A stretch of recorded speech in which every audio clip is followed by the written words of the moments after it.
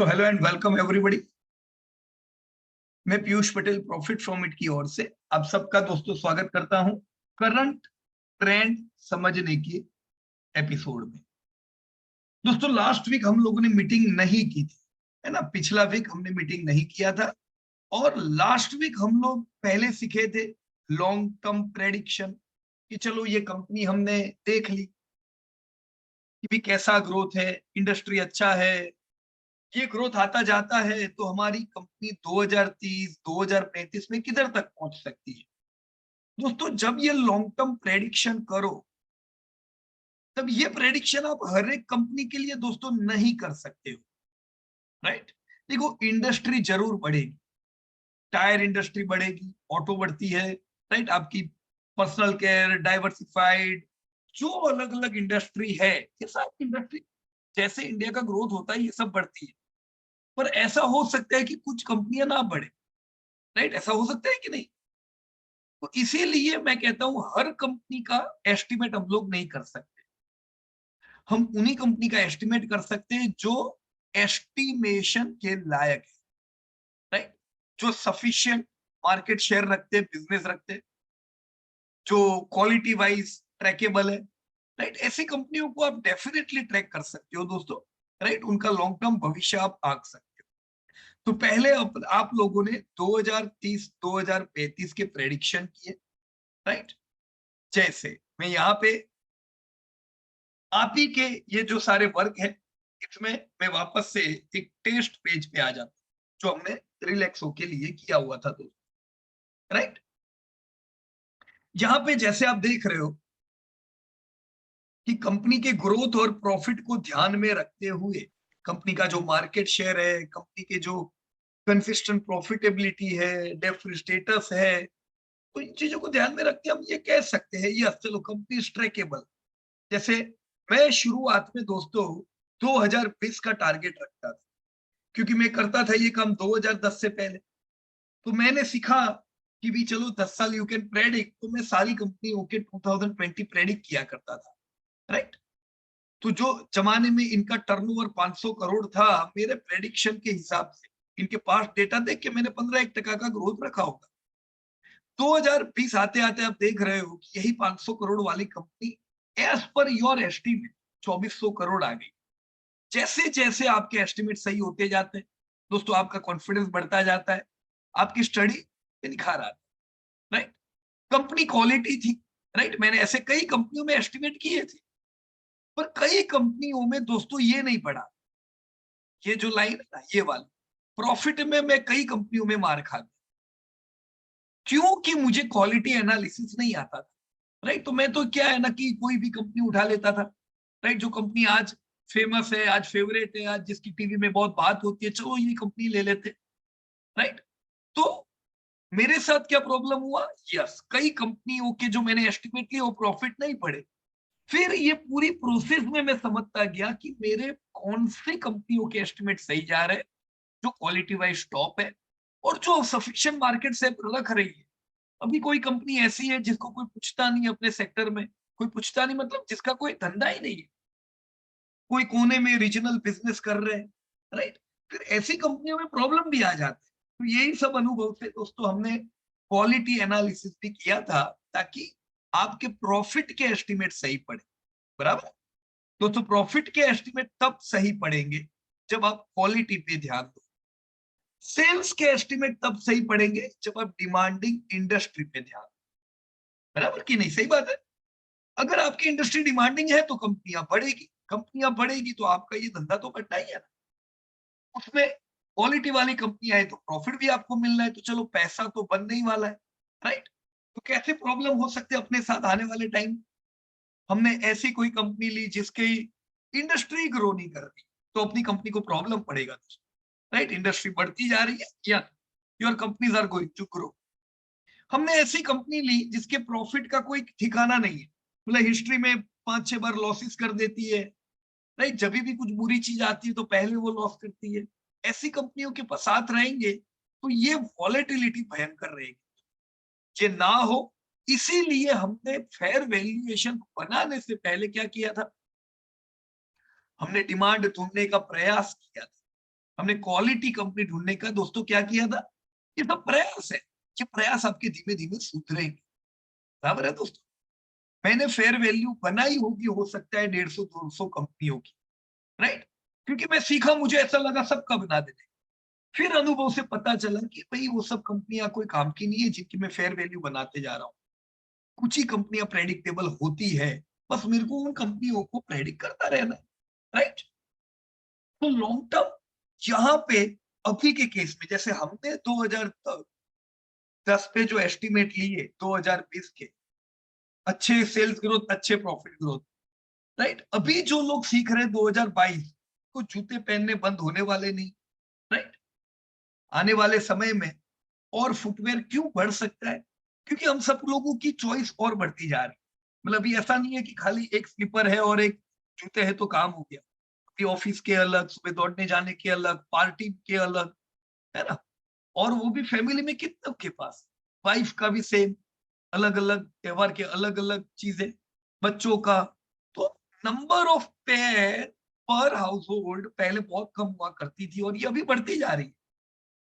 पहले लोग जब तक जूते फटेंगे नहीं, उसके बाद भी उसको सिला सिला के लॉन्ग टर्म चलाएंगे, तो इसकी इफेक्ट सेल्स पे पड़ती है कि नहीं पड़ती है, बराबर। अब क्या है, देखो अभी सबके पास पैसे है, तो लोग क्या करते हैं, पुराना हो गया जाने दो इसको, राइट, सीधा नया, तो रिप्लेसमेंट वैल्यू बोलते हैं इसको, है ना। रिप्लेसमेंट हो जाता है, सीधे नए जूते आ जाते हैं। तो ये वो समय है फ्रिक्वेंट चेंज का। और जैसे ये सब गेम है पैसों की, तो पैसे होते हैं सब कुछ होता है, पैसे नहीं होते तो सब चीजों में हम कॉम्प्रोमाइज करते हैं। तो अभी जैसे इंडियन का, मैं अभी जीडीपी डेटा जस्ट अभी आया, लास्ट लास्ट वीक में ही अपडेट किया है, बजट से पहले ये लोग देते हैं ना। जीडीपी पर कैपिटा दोस्तों इंडिया का करीबन 2 लाख हो गया। जब सोचो, हम लोग ये सब मीटिंग लेते हैं, हम तब से मीटिंग ले रहे हैं जब जीडीपी पर कैपिटा 96,000 90,000 हुआ करता था एक जमाने में। हम कहते थे भी हमारा इनकम 2 लाख पहुंचेगी ना, 1.5 लाख पहुंचेगी ना। लोग शक करते थे, कहाँ है यार ऐसा हो। देखो 2 लाख पहुंचने को आ गए। अभी जस्ट प्री कोविड हम लोग 1.5 लाख पे थे, 1.5 lakh average income of Indian, right. Now we are reaching 2 lakh. और अभी भी कल रात को वर्ल्ड बैंक का डेटा आ गया है, राइट, पूरे वर्ल्ड की जीडीपी के एस्टिमेट, उनके भी हिसाब से फास्टर ग्रोइंग इकोनॉमी में अभी भी जीडीपी पर कैपिटा इंडिया का सबसे फास्ट बढ़ रहा है, राइट। तो मतलब पैसे है तो आपके फुटवेयर बिकेंगे, धंधे होंगे। देखो 2030 में अपन कहाँ बहुत बड़ा उम्मीद कर रहे हैं, 2,500 करोड़ का 3,000 करोड़ इतना हो गया, अपना काम हो गया। प्रॉफिट अपने और बढ़ जाएंगे, राइट, वैल्यूएशन सुधरेंगे, मेरा अर्निंग पर शेयर सुधरता है इस चीजों से, मेरा डिविडेंड सुधरता है, बराबर की नहीं। सो लॉन्ग टर्म एस्टिमेट मुझे नहीं लगता है बहुत ज्यादा मुश्किल है। मुश्किल क्या है पता है, आप किसी भी चीज का एस्टिमेट ले लोगे, पर वो कंपनी ऐसी होनी चाहिए, वो ढूंढना थोड़ा मुश्किल है, जो हमने ऑलरेडी एक्सरसाइज कर दी थी, बराबर है। वो एक्सरसाइज दोस्तों पक्की करने की, राइट, ताकि पूरे सेक्टर में जो अच्छी कंपनी है वही आपके हाथ में रहे। ऑलराइट, तो yes, you were able to predict your growth. हम अभी आपकी भी कंपनियां चेक करेंगे, राइट, कैसा है सब कुछ। मुश्किल अगर कोई चीज है दोस्तों, तो वो था करंट ट्रेंड। 100% मैं मानता हूं कि ये काम करते करते हो सकता है बार बार सर खुजलाया होगा, अरे यार ये क्या हो रहा है, ये क्या है, राइट। लेकिन देखो दोस्तों, ये वो चीज है, ये वो कमाल की चीज है, जो खाली सीख लेने से सारे टेंशन मुक्त हो जाते हैं। देखो जो बुरा होना है तो पता चल जाता है बुरा होना है, और अच्छा होना है तो पता चल जाता है अच्छा होना है, पर अंधेरे में नहीं रहते। करंट ट्रेंड इतनी कमाल की चीज है, राइट। थोड़ा आपको मुश्किल लग सकता है, आप इस पे थोड़े काम करोगे ये आसान होता जाएगा, राइट। और ऐसा मत सोचो कि मेरे को यही हफ्ते में सब कुछ करना है। देखो एक प्रोसेस, हर चीज धीमे धीमे जितना प्रैक्टिस करोगे आती जाएगी, राइट। इनफैक्ट देखो आप लोगों को तो मैंने सिखाया, हम पहले तो सिखाते थे ये, हम उनको फिर 1.5-2 साल बाद बोलते थे चलो अभी और एक चीज बताते हैं आप, राइट, ताकि तब तक वो लोग थोड़े ट्रेन हो गए होते, राइट। लेकिन हमने 1-2 बार एक्सपेरिमेंट किए कि चलो फ्रेश लोगों को भी सिखाओ, और उन्होंने इतने बढ़िया काम किए। आई वो समझ, मैंने सोचा मेरी गलती थी कि मैं नहीं सीखता था, मुझे लगता था कि बहुत लोड हो जाएगा, राइट। लेकिन ये सीखने के बाद स्टूडेंट्स कमाल कर रहे थे, right? So yes, current trend आपको बहुत बढ़िया आइडिया दे सकता है। आपने करंट ट्रेंड में क्या देखा? सबसे पहले दोस्तों आप लोगों ने पुराना डेटा देखा कि भी अब तक क्या चल रहा था। सॉरी सॉरी, ये नहीं है, ये है ना, पिछले साल क्या हाल है, क्वार्टर वन में क्या हाल थे। अब ये डेटा को देख के ही समझ गए थे, पहले से ही मार्जिन टूटते जा रहे, तो रिलैक्स गिरेगा, उसमें कोई नई बात थोड़ी ना थी। प्रिपेयर थे, मार्जिन गिरते जा रहे थे। अभी भी जो नतीजे आए देखो, धंधे भी इनके डाउन, राइट? इन्फ्लेशन में होता है ऐसा। हमारे पास डिस्क्रिशनरी स्पेंडिंग का एक बजट होता है, राइट? जैसे अगर हम रूरल एरिया में जाए, गांव में, तो उनकी जो इनकम होती है उसमें ज्यादातर जो खर्चा होता है वो मतलब कम इनकम होती है, राइट? बहुत लोग कहते हैं ना गांव में खर्चा ही नहीं है, पर इनकम भी तो कम है, राइट? इनकम जैसे आती है वो लोग भी बड़े खर्चे करने लगते, राइट? अब इनकम जो है उसमें से ज्यादातर पैसा जो है रोटी कपड़ा मकान वगैरह बेसिक चीजों में चला जाता है। तो वो लोगों की डिस्क्रिशनरी स्पेंडिंग नहीं होती, ऐसा नहीं उनको करनी नहीं, बट लो इनकम आपने देखा होगा पिछले 10 साल से अलग अलग बजट में रूरल के लोगों को बहुत फोकस किया जाता है, क्योंकि इंडिया रूरल इकोनॉमी, लोग रूरल में रहते हैं, उनकी इनकम डबल करने का टारगेट था, राइट? और यस, वो टारगेट पे अपन जा रहे हैं। इनकम सुधर रही है क्योंकि रूरल इनकम सुधरेगी, काफी चीजें कंज्यूम होना चालू, बराबर है? तो रूरल में डिस्क्रिशनरी स्पेंडिंग कम है। Urban area, mega city, metro city, वहां पे डिस्क्रिशनरी स्पेंडिंग भयंकर हो। मैंने भी आपको बोला 2 लाख रुपया इनकम एवरेज, राइट, इंडिया की। तो इसका मतलब ये नहीं हर जगह 2 लाख, रूरल में लाख रुपए की इनकम है। अभी जब मैं पढ़ रहा था वो टाइम पे 80-90,000 थी, उससे पहले दोस्तों खाली 40,000, राइट? और अगर हम मेगा सिटी देखते हैं, मेगा मेट्रो भी नहीं, मेगा सिटी, करोड़ पॉपुलेशन वाले बड़े बड़े शहर, तो एवरेज इनकम दोस्तों 8 लाख रुपए भी है। अब आप सोचो, अगर मेरी इनकम एवरेज इंडियन से 4 गुनी ज्यादा है, राइट? मेट्रो सिटी में ऑलमोस्ट 4 लाख रुपए है एवरेज इनकम। तो अगर इनकम ज्यादा है तो मेरा रोटी कपड़ा मकान के अलावा का खर्चा किधर होता है? Discretionary spending, right? तो यस, एक राउंड है, उसमें से इतना रुपया हम डिस्क्रिशनरी स्पेंड करेंगे, ये फिक्स है। अब मान लो महंगाई बढ़ गई, तो ये जो सब चीजें है ना मैं खरीदता था, उसी का कॉस्ट ये पूरा हो जाता है, तो डिस्क्रिशनरी स्पेंडिंग के लिए बचेगा नहीं, राइट? तो ज्यादातर जो फैमिलीज होती है उनका डिस्क्रिशनरी स्पेंडिंग पे, खर्चे पे इफेक्ट आती है।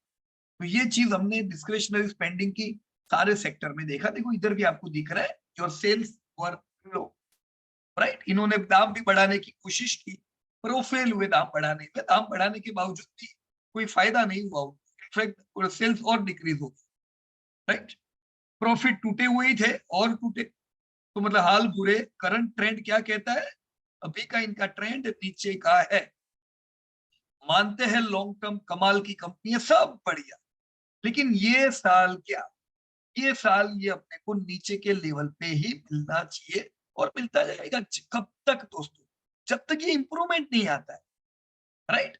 आने दो ना, एक क्वार्टर आने दो, देखो कि ये क्वार्टर का रिजल्ट आया वो कैसा आया, क्या मार्जिन इंप्रूव हुए। दोस्तों अगर मार्जिन इंप्रूव हुए तो यस, इनके लिए ये गुड न्यूज है। इनके सेल्स भी इंप्रूव होने चाहिए, दोनों जगह प्रॉब्लम है इनके, तो सेल्स प्रॉफिट, राइट?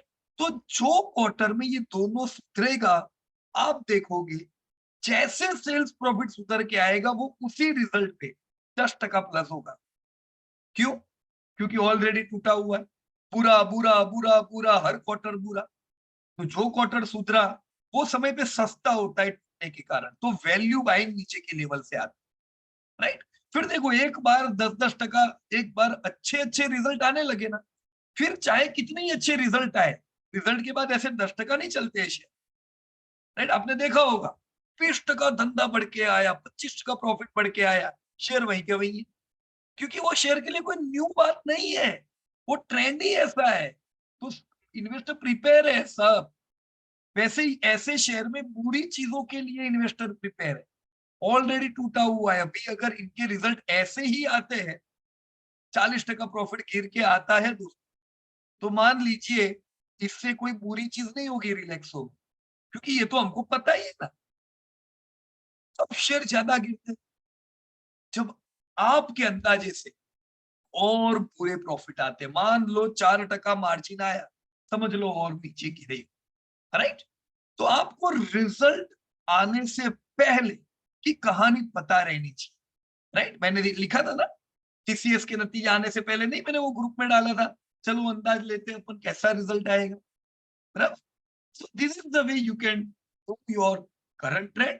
कोशिश करो तो हम अभी कुछ एग्जांपल लेंगे, राइट, और कोशिश करेंगे। देखो मैंने रिलैक्सो में क्या किया, धंधा नहीं अच्छा होता जा रहा है तो मैं नेगेटिव रहा, है ना? देखो ये कंपनी ने 50 टाइम्स करके दिया, पैसा जबरदस्त बना के दिया है, जो इन्वेस्ट किया उतना डिविडेंड दे रही है। पर ऐसा थोड़ी ना है कि हम आंख बंद करके पॉजिटिव रहेंगे, सब कुछ अच्छा है लॉन्ग टर्म के लिए, बरसों पुराना माल हमारा पड़ा हुआ है, लेकिन नेगेटिव है तो है। ये क्वार्टर हम 5% की उम्मीद रख रहे हैं ये साल, राइट? अभी 10% है और गिर के आ सकते हैं, 5% ग्रोथ खाली रहना चाहिए क्योंकि ट्रेंड पूरा नेगेटिव। मार्जिन इनकी यही मैंने उम्मीद की है, तो प्रॉफिट इनका -46% आना चाहिए, दिस इज माय एस्टिमेट। अगर इतना आता है तो कोई दिक्कत नहीं है, राइट? तो बुरा है, बुरा रहा ये क्वार्टर भी फिर नहीं चलेगा, राइट? इससे बुरे आते हैं तो आपने पढ़ा होगा दोस्तों, अंडर एस्टिमेट रिजल्ट आए, पढ़ा ना, राइट? अंडर एस्टिमेट रिजल्ट आए। अब आपने ये भी पढ़ोगे कि मान लो इनका 5% और 40% प्रॉफिट गिर के आता है ना, तो क्या बोलेंगे पता है? As per estimate. भाई तुमको नवाई लगी होगी, तुम घबरा गए होंगे, पर यस हम कहेंगे this is as per estimate. तो ये 3 शब्द दोस्तों आप बार बार सुनने वाले। क्या था पहला? More than estimate. ऐसे केस में कमाल होता है, रैली आती है, राइट? क्योंकि गिरा हुआ होता है और आपकी उम्मीद से बढ़िया रिजल्ट है। ऐसा होता है दोस्तों लेस देन एस्टीमेट। जैसे पिछले क्वार्टर में अगर मैं कहूं, तो लास्ट क्वार्टर में कोई हमने 10% नहीं एस्टिमेट किया था, ये बुरे रिजल्ट आए थे, राइट? हमने 20% एस्टिमेट किया हुआ था, ये 10% आए। फिर कंपनी ने कहानी बताई कि हमने दाम बढ़ाए, महंगाई की वजह से प्रॉब्लम हो रहे थे, हमारे मार्जिन गिर रहे थे, तो हमने दाम बढ़ाए और फिर भी धंधा नहीं हुआ। तो समझ में आ गई इनकी कहानी, राइट? लेस देन एस्टिमेट आए, कैसी मार पड़ी इसको, बराबर? और ऐसे हम कह सकते हैं, देखो more than estimate, less than estimate, और क्या कह सकते हैं? एस पर एस्टिमेट, बराबर ना? ये 3 चीजें हैं जो हमें जानने की हर एक रिजल्ट, राइट? ये मैंने ईपीएस का अंदाज लिया है, ट्रेल ईपीएस गिना है, जो उम्मीद है ये भी आप लोग कर पाए होंगे, राइट? इस केस में हमें पता चलता है कि पिछले साल का ईपीएस ₹9.5 है, अभी तो ₹7.80 ईपीएस आ गया, मतलब हालत टाइट है यार, अर्निंग अपनी डाउन हो रही है। अभी 7.8 का ट्रेल ईपीएस है, मतलब ये चारों क्वार्टर के ईपीएस मिलाओ तो, और फॉरवर्ड ईपीएस कितना है देखने दो, ₹5 खाली, देखो दिख रहा है यहाँ पे, ये मैंने एस्टिमेट किया हुआ है ₹5। तो यहाँ लिख देता हूं मैंने लिखा नहीं है तो ₹5। अब बोलो, आप उम्मीद करोगे कि ये दौड़ना चाहिए हर रोज? कैसे दौड़ सकता है? मेरी इनकम घट रही है, राइट? क्यों घट रही है वो भी पता है अपने को, इन्फ्लेशन। इन्फ्लेशन जैसे रुकेगा, देखो आज 11 तारीख है ना, हर 12 तारीख इंपॉर्टेंट होती है। 12 तारीख इन्फ्लेशन के डेटा आते, तो कल इन्फ्लेशन के डेटा आएंगे। ये इन्फ्लेशन के डेटा अगर घट के आएंगे, तो जो जो कंपनियों के प्रॉफिट इन्फ्लेशन की वजह से टूटे हैं, वो फायदा हो सकता है, राइट? हम उम्मीद कर सकते हैं चलो यार इन्फ्लेशन घट के आया ना, तो ये मार्जिन गिरेंगे नहीं, अच्छे रहेंगे, राइट? सो अभी क्या है? बुरे हाल है, हमारी अर्निंग घटती जा रही है और हमारा शेयर करेक्शन में, राइट? मैंने यहाँ पे एस्टिमेट भी इसी प्रकार से ले लिया है, इस साल 5% धंधा, प्रॉफिट गिरेगा, प्रॉफिट गिरेगा, मार्जिन ये रहेंगे। This year yes we are not expecting good, clear? अब इसी प्रकार से आप में से जो भी लोगों ने प्रयास किया हो, राइट, मैंने उम्मीद करूंगा कि बिल्कुल आपने एकदम परफेक्ट किया हो, ऐसा उम्मीद नहीं रखनी है, राइट? अगर किया है तो बहुत बढ़िया है, तो मैं सही में शाबाशी देना चाहूंगा आपको। पर अगर प्रयास किए हैं, जो कोई प्रॉब्लम आ रहे हैं, नो नीड टू वरी। पर जिन्होंने जिन्होंने प्रयास किए हो, राइट, और डेटा बनाए हो, just you all can raise your hand, और हम आपकी अलग अलग कंपनियों पे दोस्तों बातचीत करेंगे। इससे क्या होगा, सारे लोगों को जानकारी मिलेगी, राइट। हम आपकी कंपनियां लेंगे, डिस्कस करेंगे, बराबर। तो एवरीबॉडी, मैंने आप में से बहुत से लोगों के होमवर्क देखे और सही बोलूं कमाल का काम किया है, बहुत अच्छा काम किया है। मैंने कुछ पॉइंट बताए भी नहीं थे, वो पॉइंट भी आप लोगों ने कंसीडर किए थे उसमें, तो दैट्स ग्रेट, राइट। जैसे मैंने, मेरे ख्याल से निकुंज भाई के डेटा में देखा था कि उन्होंने कैलेंडर ईयर के हिसाब से लिखा था सब डेटा, तो गुड, राइट। तो ऐसी जो भी चीजें हो लॉजिकल, कभी भी कोई पढ़ाई को थियरी समझ के मत पढ़ो, पढ़ाई को लॉजिकल समझना है, ये हमने सब लॉजिक से देखे हैं, राइट। तो ऐसे लॉजिकली देखोगे तो सब आसान है। तो आप लोगों ने ऑलरेडी बहुत अच्छा किया है, मैं चाहूंगा जिन्होंने अच्छा किया है उनसे और लोग सीखे, राइट। तो सबसे पहले दोस्तों हम बात करेंगे सारिका गायकवाड़ मैडम जी से। या सारिका मैडम, आप अपने आप को अनम्यूट कर सकते हो मैडम? हाँ, गुड इवनिंग सर। या गुड इवनिंग मैडम, कहिए। सर, जो अभी आपने जो रिलैक्सो का जो फॉरवर्ड ईपीएस जो निकाला है ना, हाँ थोड़ा रिलैक्सो पे वो चाहिए। हाँ, आ गया रिलैक्सो पे। हाँ, वो फॉरवर्ड ईपीएस जो है ना इधर। यहाँ पे कह रहे हो आप, ये जो मैंने फॉरवर्ड ईपीएस 5 रुपया निकाला है वो? हाँ, नहीं नहीं नहीं, ये यहाँ वो साइड में। ईपीएस की लाइन में, ये हाँ वाला? ये, हाँ हाँ ओके, ये हाँ जी, राइट ये मुझे थोड़ा समझ में नहीं आया, ये 5 कैसे निकला है सर? राइट, कहता हूं मैं, राइट, ओके। हाँ देखिए, ईपीएस जैसा हमने सीखा था, 3 प्रकार के होते हैं। एक होता है नॉर्मल ईपीएस, राइट, मतलब ईपीएस कहीं पे भी लिखा हो तो समझ जाने का ये latest annual EPS, annual, right. हाँ अभी हम कौन से साल में चल रहे हैं मैडम?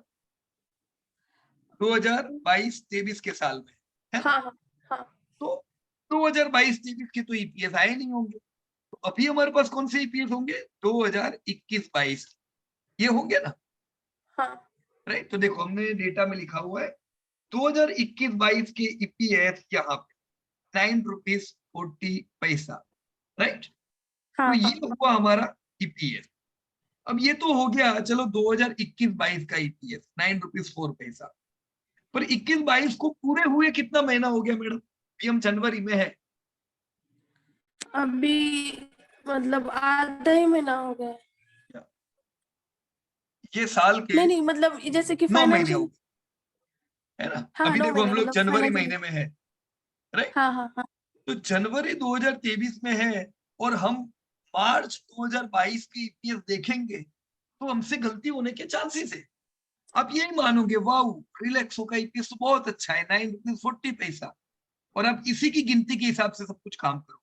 पर ये पुराना डेटा हुआ, तो मुझे अभी लेटेस्ट डेटा लेना है, राइट, कि भाई हाँ लेटेस्ट। वो लेटेस्ट डेटा मुझे कौन बताएगा? ट्रेल ईपीएस बताएगा, ये वाला, हाँ राइट। ट्रेल हाँ कैसे ढूंढा, पता चल गया ना मैडम आपको? हाँ हाँ, वो समझ में आया, जैसे कि आपने वो ये क्वार्टर 4 ढूंढा। क्वार्टर, बराबर ना? हाँ एग्जैक्ट लेटेस्ट 4 क्वार्टर को मिला के हमने ट्रेल किया। तो देखो मेरे को 2 डेटा मिले अभी, पिछले हाँ साल का डेटा जो पुराना हो गया है, ट्रेल ईपीएस मेरा आज का ईपीएस, राइट। हाँ हाँ। ये जो ट्रेल ईपीएस है, ये कब तक का है मैडम? क्वार्टर ये, 2, हाँ क्वार्टर 2 तो क्वार्टर 2 यानी कब का हुआ? अप्रैल में जून जुलाई अगस्त सितंबर, सितंबर। मतलब सितंबर महीने तक का ये डेटा है, राइट। हाँ सितंबर महीने तक हम देखें तो ट्रेल ईपीएस 7 रुपीज 80 पैसा पहुंच हाँ चुका है। okay। पर अब हम लोग जनवरी में हैं और हम लोग क्वार्टर 4 में प्रवेश कर चुके हैं, मतलब हम 2023 के करीब पहुंच रहे हैं। तो धीमे हाँ धीमे ये भी हमारा पुराना डेटा होता जा रहा है। हाँ मुझे हमेशा जानना चाहिए फॉरवर्ड, मैं कौन सी ओर जा रहा हूं। मैंने पिछले मार्च का डेटा देखा, मेरे पास अभी सितंबर का डेटा है और मैं तो मार्च की ओर जा रहा हूं। तो मुझे हाँ इस साल के एंड का जो डेटा देखना है वो हुआ मेरा फॉरवर्ड ईपीएस, राइट। ये एस्टिमेट करना पड़ता है मैडम, कि ये अभी आया नहीं। हाँ हाँ हाँ तो इसको हमने क्या किया, एस्टिमेट करने का प्रयास किया कि भाई चलो अभी 9 रुपया 40 पैसा ईपीएस था, 780 है, चलो मार्च एंडिंग में कितना होगा अंदाजा लगा। तो हमने एक क्वेश्चन मार्क करके फॉरवर्ड ईपीएस ढूंढने का प्रयास किया। फिर कैसे ढूंढा मैडम हाँ। Forward EPS? यहां से उम्मीद से हमने ये उम्मीद रखी कि इस हाँ। साल धंधे 5% से बढ़ेंगे और अर्निंग 46% से बढ़ेगी। ये डेटा के हिसाब से, राइट, ये डेटा के हिसाब से मैं यहां पे आया, मैंने यही डेटा इधर लिख दिया है, 5% और 45-46%, राइट।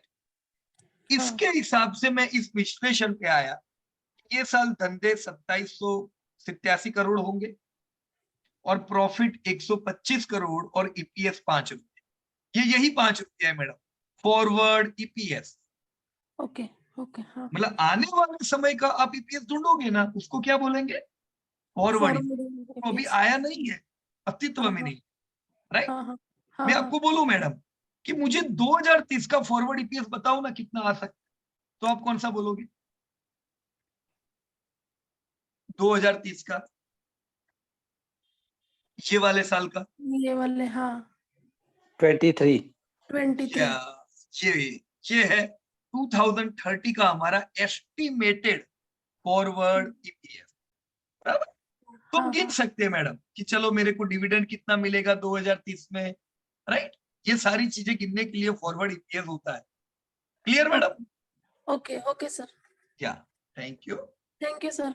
या और अभी हम लोग, चलो सारिका मैडम से बात हो गया, राजकुमार जी से बात करते हैं। राजकुमार जी कहिए सर, कौन सी कंपनी पे जाएंगे बताओ आपकी? Yeah good evening sir. Good evening Rajkumar, कहिए सर। सर मेरे क्वेश्चन थे, जुबिलेंट फूड पे काम कर रहा था, पर मैंने Okay. ये ट्रेंड वाला काम नहीं कर पाया था because of not having much time. Okay, no problem, कोई दिक्कत नहीं है। तो सर इसमें मेरे क्वेश्चन है, ये मैंने रो नंबर 7 में लिखा है कि आपने कुछ दिन पहले हमें बताया था, जैसे ये मेरे रो नंबर 2 में लिखा हुआ है, हाई पी, लो पी और इंट्रिंसिक राइट। P, right. और अभी आपने एक और नए तरीके से बताया कि इंट्रिंसिक पी लेनी है, तो उसके हिसाब से मेरी जो इंट्रिंसिक पी आ रही है वो 87 आ रही है, अगर आप रो नंबर 20 में देखोगे। एक मिनट, आपने किधर बनाई है? यहाँ पे? हाँ ओके, ठीक है सर। एक तो ये क्वेश्चन है राइट। कि इन दोनों ओके, में से कौन सी पी कंसिडर करनी है। हाँ, आपने एक ये 87 कंसीडर की है और दूसरी कौन सी कह रहे हो? दूसरी पी? और एक आपने पहले पहले के सेशंस में बताया था कि ऊपर वाली सर, रो नंबर 3 में जो आ रही है 67। ये? जी। ओके, तो राइट। एक तो ये क्वेश्चन है, दूसरा ये है कि करंट ईयर की जो ग्रोथ का कॉलम बनाया हुआ है मैंने रो नंबर हाँ 19 में, हाँ, उसमें राइट। हाई पी और लो पी कौन सी वाली लेनी है? क्योंकि अगर मैं करंट ईयर ग्रोथ देखता हूँ तो वो 2022 में तो 144 और बराबर है, 177 ही है। राइट, तो बराबर है। इसको, इसका मीडियन लेना है या इसको एज इट इज ही नहीं सर, पेश क्या करना करने है? का, करंट ईयर लो ही नहीं है,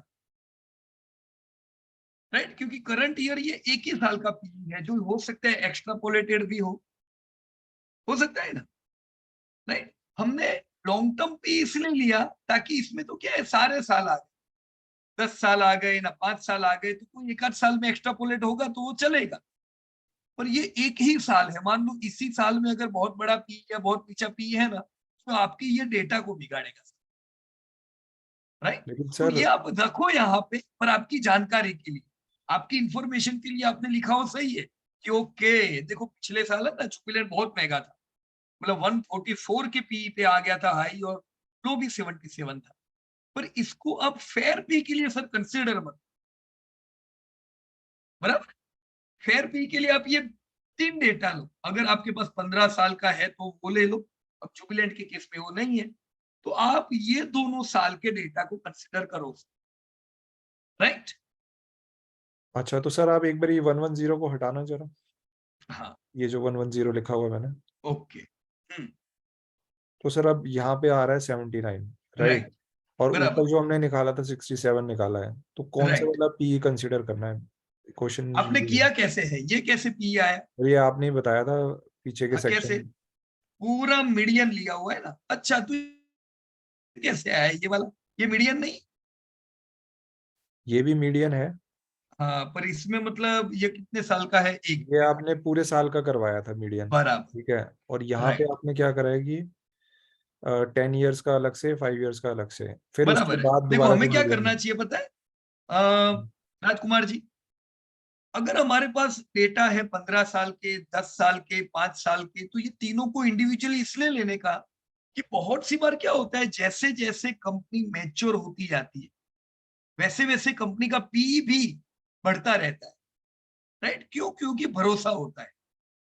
तो खाली 15 साल का लोगे तो लो पी आएगा। जैसे एक जमाना होगा जो समय में इंडिया में लोग विश्वास नहीं करते होंगे इन्वेस्टमेंट पे ज्यादा, तो वो समय पे पी भी बहुत कम रहते होंगे। आपको ये जुबिलेंट में नहीं पता चलेगा, पर दूसरी जो भी कंपनियां हैं 2010 से 2000, ये डेटा देखोगे ना, आप देखोगे यहाँ पे पाओगे कि इंडियन कंपनीज हमेशा बहुत लो पी पे रहती थी। क्यों लो पी पे रहती थी? क्योंकि कॉर्पोरेट गवर्नेंस इतना टाइट नहीं हुआ करता था, लोगों को चीटिंग होने का डर लगता था, तो पी वैल्यूएशन हाई नहीं होते। अब मैं खाली ये 20 साल लूंगा तो 20 साल में ये जो पुराने डेटा है ये मेरे पी को बिगाड़े। तो इसलिए मेरा जानना जरूरी है कि चलो मैं 20 साल का पी देखता हूं, पर साथ में मिड टर्म पी 5 साल, नियर टर्म 10 साल और 5 साल दोनों के पी कैसे है, राइट? अब जुबिलेंट के केस आपके पास 20 साल नहीं है तो हम कौन सा देखेंगे सर? 10 एंड 5, बराबर। हम्म 5 साल के डेटा अगर हम देखते हैं यहाँ पे 5 ईयर डेटा के हिसाब से आपका हाई पी है 113, लो पी है 61, तो 87 के एक फेयर वैल्यूएशन पे, 87 के फेयर वैल्यूएशन पे 5 साल से चल रहे हैं। इतना क्लियर है सर? ठीक है लास्ट सर। 5 ईयर के इनके फेयर वैल्यूएशन कौन से हम गिनेंगे? 87, बराबर। अब ठीक है सर। सर दूसरा 10 साल अगर हम देखें तो दूसरा देखो, ये भी चीज चेक कर लो कि मैंने ये जो इंट्रिंसिक पी 87 निकाला है, ये हाँ ऊपर यहाँ पे एवरेज लिया हुआ है जो आपने वीडियोस में बताया था, तो ये ठीक है ना? हाँ ये बराबर है सर, ठीक है, ओके सर। कंप्लीट है। ये दोनों डेटा हो गया ना, फिर ये डेटा में तो एवरेज लो या सेम ही आएगा, तो ये आपने कंप्लीट किया है। पर ये ध्यान रखो कि जब आप 10 साल में गए, जहां पे भी आपका पी कम हुआ ना, वैसा आपको ज्यादातर कंपनी में देखने को मिलेगा कि जैसे जैसे पुराने डेटा में जाओगे की वैल्यूएशन नीचे आए। तो ये खाली 5 साल की पी है 87 के, हमें कंसीडर करेंगे टोटल डेटा। तो टोटल डेटा में आपका पी आ रहा है 71, फेयर पी, राइट? अब देखो ध्यान से सुनना, अगर मैं खाली लॉन्ग टर्म डेटा उम्मीद रखता हूं, राइट, खाली लॉन्ग टर्म, तो आपने इधर क्या किया है, जो ऊपर किया है वो खाली लॉन्ग टर्म को ध्यान में रखा है, बराबर हाँ ना सर? हाँ पूरी हिस्ट्री इसमें ये सारे डेटा आ गए, लॉन्ग टर्म के डेटा, ये आपको सही नहीं बताएगा, राइट? आपको और प्रिसाइज डेटा कौन देगा? उनका रियल इंट्रेंसिक वैल्यू। जब आप इनको तोड़ोगे 5 ईयर, 10 ईयर, तो आपको डिफरेंस भी पता चलेगा पी वैल्यूएशन पे, और ये जो आंसर आएगा ये आपका सही होगा, राइट? तो एज पर दिस डेटा हम ये नहीं देखेंगे, राइट, हम ये डेटा कंसीडर करेंगे, आपका 79 का जो पी है वो सही रहेगा यहाँ, तो सर फेयर वैल्यूएशन। आप ये कहना चाह रहे हो कि अगर हम्म, कोई 10 ईयर से ऊपर का होता है हाँ तो हमें वो 15 ईयर वाला भी नहीं लेना? नहीं, देखो तो कौन सा लेना है? 5, 10 एंड 15 हो गया ना तीनों। हम्म 15 साल वाला भी लेना है सर, जैसा अभी अच्छा। हमने रिलैक्सो में भी ऐसा ही किया है ना, कि 5 ना 10 ना 15, ताकि 15 साल वाले का पी कम ही आने वाला है, पर वो भी हमें कंसिडर करना है। पर हमें ये करंट ईयर ग्रोथ का पी नहीं लेना, हाँ राइट? करंट ईयर में, क्योंकि एक साल है ना, वो कभी कभी बहुत ज्यादा होगा ना, कभी बहुत कम होगा, तो वो आपकी गिनती बिगाड़ेगा। अच्छा, ठीक है। और दूसरा सर क्वेश्चन था ये ट्रेंड से रिलेटेड ही, आप एक बारी रिलैक्सो के डेटा पे जाएंगे? ओके,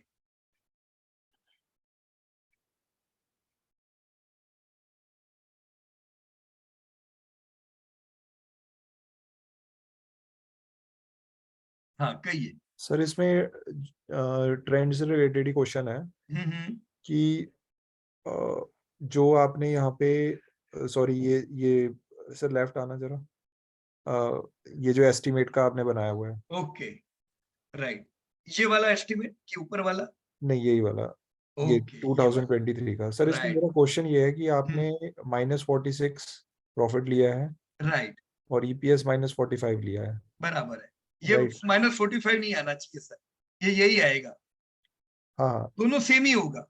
नहीं मेरा इसमें क्वेश्चन ये है कि हाँ, आपने जो ये प्रॉफिट कंसिडर करा है -46, आपने इस हाँ, बेसिस पे कंसिडर करा कि हमारा H1 में -39 आया।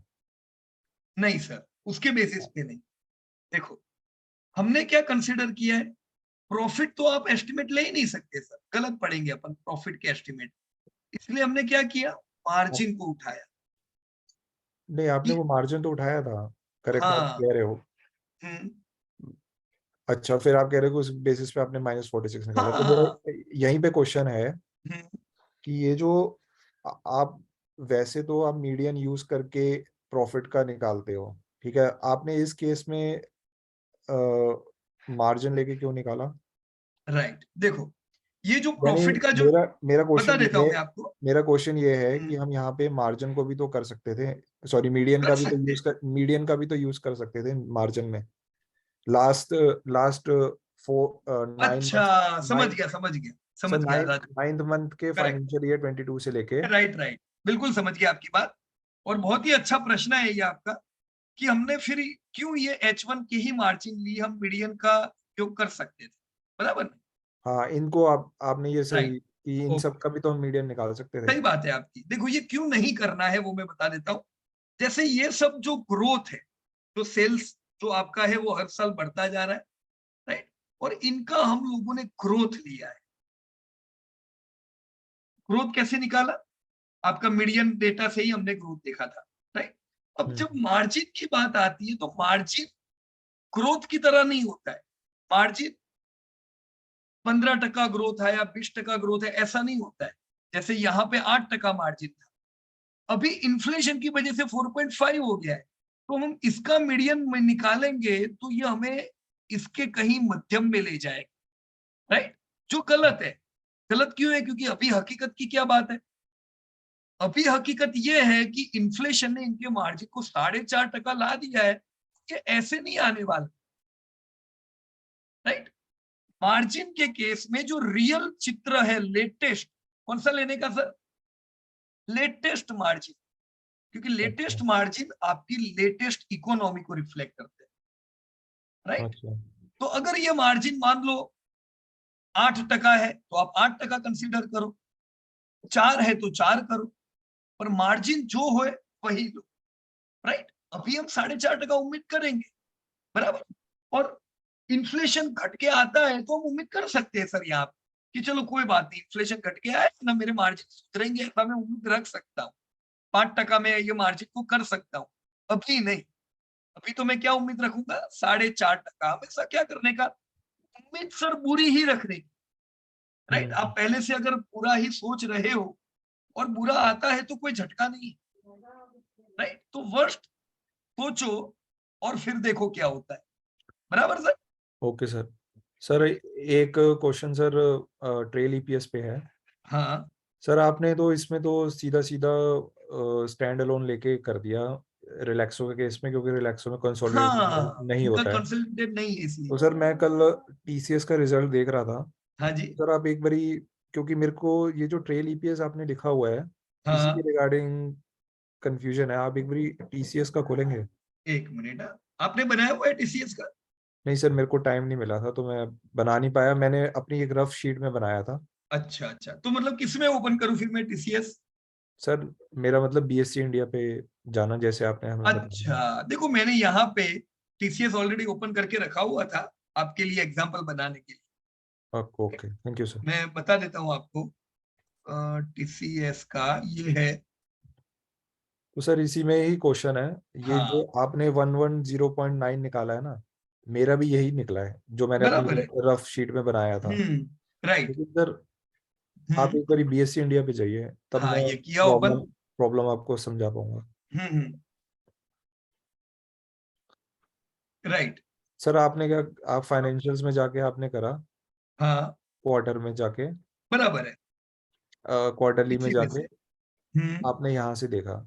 हाँ तो सर मेरा क्वेश्चन ये है कि अगर हम इसके क्वार्टरली में देख रहे हैं रिजल्ट, हाँ। ठीक है, तो यहाँ पे सेल्स भी अलग आ रही है, ओके, हम्म। और जो और ईपीएस जो आप नीचे जाके, नीचे जाना सर, ईपीएस जो आ रहा है हमारा, 1 minute, October to December, right. नीचे हाँ। आइए, इसमें ईपीएस यहाँ पे 29.64 आ रहा है, बराबर ठीक है। है। लेकिन जब हम कॉर्पोरेट अनाउंसमेंट में जो रिजल्ट आ रहा है, हाँ हाँ। उसमें जाके जो कंसोलिडेटेड का ईपीएस देख रहे हैं 9 मंथ हम्म। से, तो वहां हाँ पे सर 84 दिखा रहा है। राइट, देखो ये जो, और आपने ये बताया कि कॉर्पोरेट अनाउंसमेंट में जाके देखना है, तो सर ये हाँ कंफ्यूजन। देखो ये तो सेम ही है ना, लेकिन यहाँ पे तो 29.64। नहीं सर, फिर वो तो फिर हमारा क्वार्टर टू क्वार्टर हो गया ना ये। आप सर हाँ जगह ये तो जो क्वार्टर टू क्वार्टर डालना है ना सर, सर ये तो एक क्वार्टर का ही डेटा होता है ईपीएस का तो। नहीं, पर ईपीएस का तो, पर आपने जो फिर सेल्स में फिर गड़बड़ हो रही है कैसे? सर। आप एक बारी टीसीएस हाँ का कॉर्पोरेट अनाउंसमेंट ओपन करिए, रिजल्ट जो कल आया है।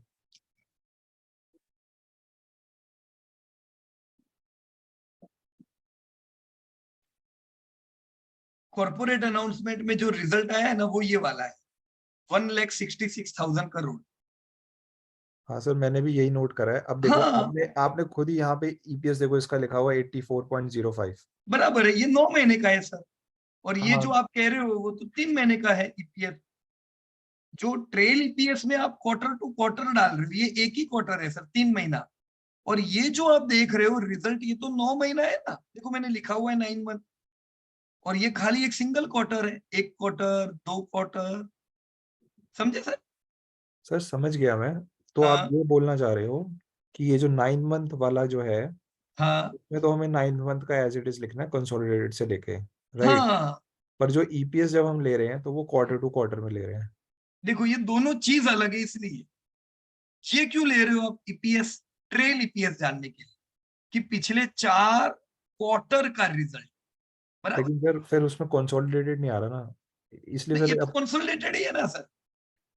सर एक बार हमने एक बार हमने वो देखो कंसोलिडेटेड ही क्लिक किया ना, ये देखो टीसीएस। एक बार फाइल ओपन करेंगे जो कॉर्पोरेट अनाउंसमेंट की आई है। हम्म।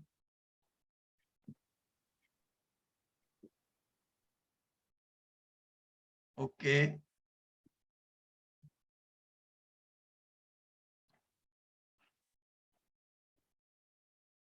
Consolidated, okay. हाँ सर। हम्म सर अब इसमें हम्म। ये देखो, अब मैंने क्या करा है, 9 मंथ का लेके इसको कॉपी कर लिया, ओके। बराबर है सर। अब देखो यहाँ पे नीचे 9 मंथ आएंगे, क्यों किया आपने, वो बताओ, आपने 9 मंथ का क्या डेटा लिया है? धंधा यही लिया कितना बड़ा, है। प्रॉफिट हाँ कितना बड़ा, ये सब जानने के लिए, बराबर। अब ये डेटा आप खाली क्वार्टर का लोगे तो चले, ये डेटा अगर खाली क्वार्टर का लेंगे सर, तो नहीं चलेगा, हेलो बराबर ना, क्योंकि वो खाली हमें क्वार्टर की आइडिया देगा हेलो, हमें। हाँ जी। ये आवाज नहीं आ रही आपकी? नहीं आ रही है आवाज मेरी प्रॉपर? हेलो। आ रही है सर, पेश सर आ रही या है। हाँ सर, अब आ ओके, गई आवाज। या देखो, ये हमने 9 मंथ इसलिए लिया क्योंकि हमको 9 महीने की धंधे की, खर्चे की, प्रॉफिट की आइडिया चाहिए। तो हमने क्या किया, ये 9 मंथ के sales data, cost data, profit, EPS, सब डेटा यहाँ से लेके यहाँ डाल दिए। और हमें पता चला ओके चलो इतना धंधा बढ़ा है, इतना खर्चा बढ़ा है, इतना प्रॉफिट, गेम क्लियर यहाँ की। इससे हमारे एस्टिमेट बनते हैं, बराबर। जो एस्टिमेट बनेंगे वो किससे बनेंगे सर? इससे बनेंगे। उसमें ट्रेल ईपीएस का कोई लेना देना नहीं है एस्टिमेट, है कोई लेना देना ट्रेल ईपीएस ये वाले कॉलम का सर, एस्टिमेट के लिए? अच्छा, तो सर राइट, ये यानी चीज ही अलग है। फिर ये हमें तो खाली क्या जानने के लिए पता है, पिछले साल का ईपीएस कितना, ट्रेल कितना, और फॉरवर्ड मुझे एस्टिमेट से पता चले। सर उस शीट में तो फिर वो कंसोलिडेटेड नहीं हुआ ना, एक बार ये ओपन करना फिर से। ये वाले, हाँ जी सर। ये तो कंसोलिडेटेड ही है ना सर, देखो, अच्छा, बराबर। यानी आप ये कह रहे हो कि ईपीएस के केस में क्वार्टर टू क्वार्टर जाएं, लेकिन जो या एस्टिमेट के लिए है उसमें हम year on year quarter wise जाएं। बराबर है, बिल्कुल सही समझे सर आप, राइट। या मुझे ये करना चाहिए था शायद, आपके ये प्रश्न से मुझे ऐसा लगा कि मुझे ईपीएस समझाना ही नहीं चाहिए था, राइट, क्योंकि उसका आपके एस्टिमेट से लेना देना नहीं है। ये जो ईपीएस है ये खाली हमें क्या चित्र बता रहे हैं, जैसे ट्रेल ईपीएस आ गया तो मुझे पता चला कि पिछले साल से ईपीएस डिक्रीज हुआ कि इंक्रीज हुआ है, बराबर। एस्टिमेट में तो मेरे खाली यही आ रहा है, 9 महीने के धंधे लिए, प्रॉफिट लिए, और यहाँ पे आके मैंने एस्टिमेट कर दिया, काम खत्म। कोई ईपीएस का इसके अंदर कोई काम आता नहीं, बराबर से।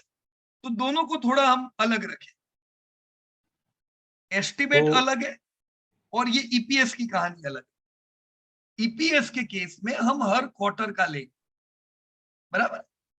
अच्छा, और जब एस्टिमेट करना है सर, तो एस्टिमेट करने के लिए तो मुझे एग्जैक्ट आइडिया चाहिए कि ये पूरे साल इन्होंने क्या किया, 9 के 9 महीने, तभी मैं इनका 12 महीने मतलब नेक्स्ट क्वार्टर आ रहा है उसको प्रॉपरली प्रेडिक्ट कर पाऊं। पर सर यही टीसीएस के जो लास्ट पेज आता है ना, हाँ, लास्ट पेज में तो सर बिल्कुल रेवेन्यू अलग है। देखिए आप एकदम लास्ट पेज एक में मिनट। जाइए, इसके ऊपर करिए हाँ, और अच्छा ऊपर। स्टडी किया लेकिन आपने, गुड। सर ये वाली देखो आप, यहाँ राइट, पे अलग है, और ऊपर और जाओ आप, जो एफआईएस वाला है, ये वाला ये वाला। तो सर कौन से हाँ, वाला लेना है? यहाँ तो देखो बिल्कुल अलग हो रही है चीज। बराबर है, ये भी आपका बहुत अच्छा प्रश्न है, सब लोग थोड़ा ध्यान दीजिएगा जो उन्होंने पूछा है।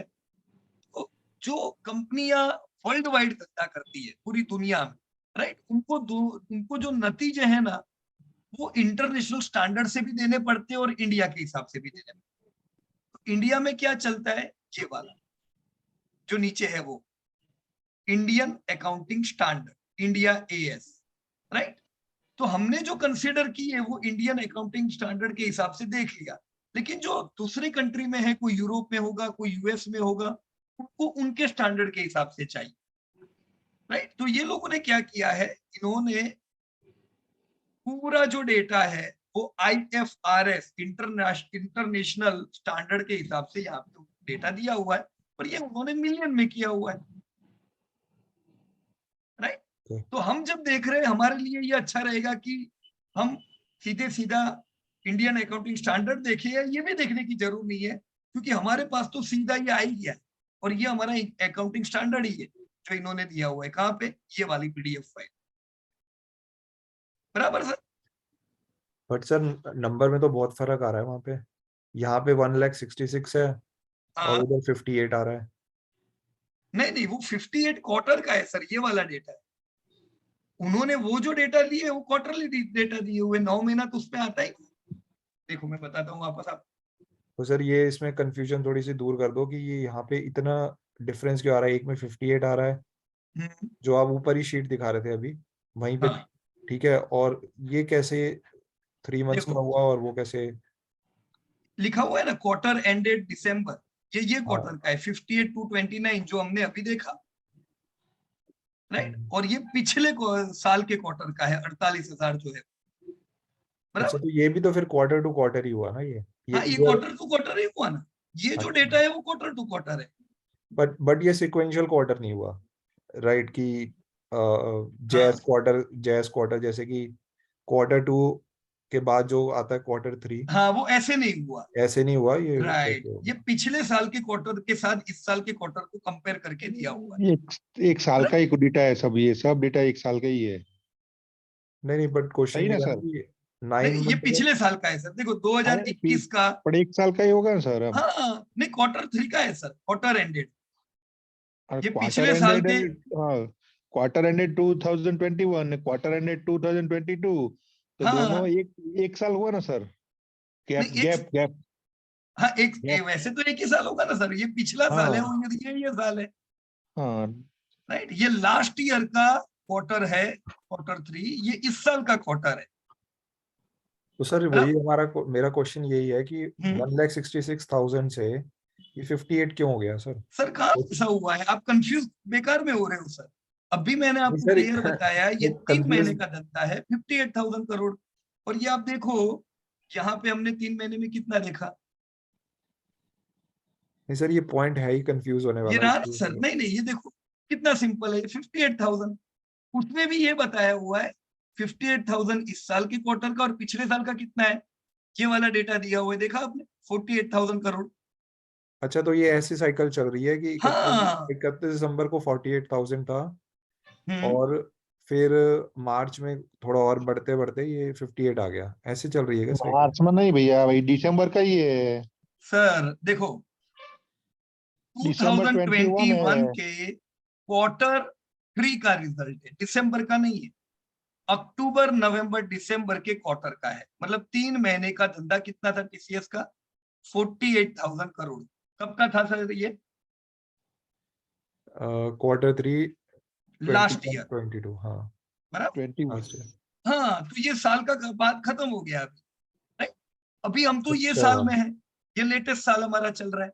ओके इस साल में Q3, खाली दिसंबर मत सोचना आप, ये तो दिसंबर लिखा है इन्होंने, ये क्वार्टर है पूरा, अक्टूबर नवंबर दिसंबर है ये। तो ओके। ये तो साल के ये अच्छा 3 महीने का धंधा 58,000 करोड़।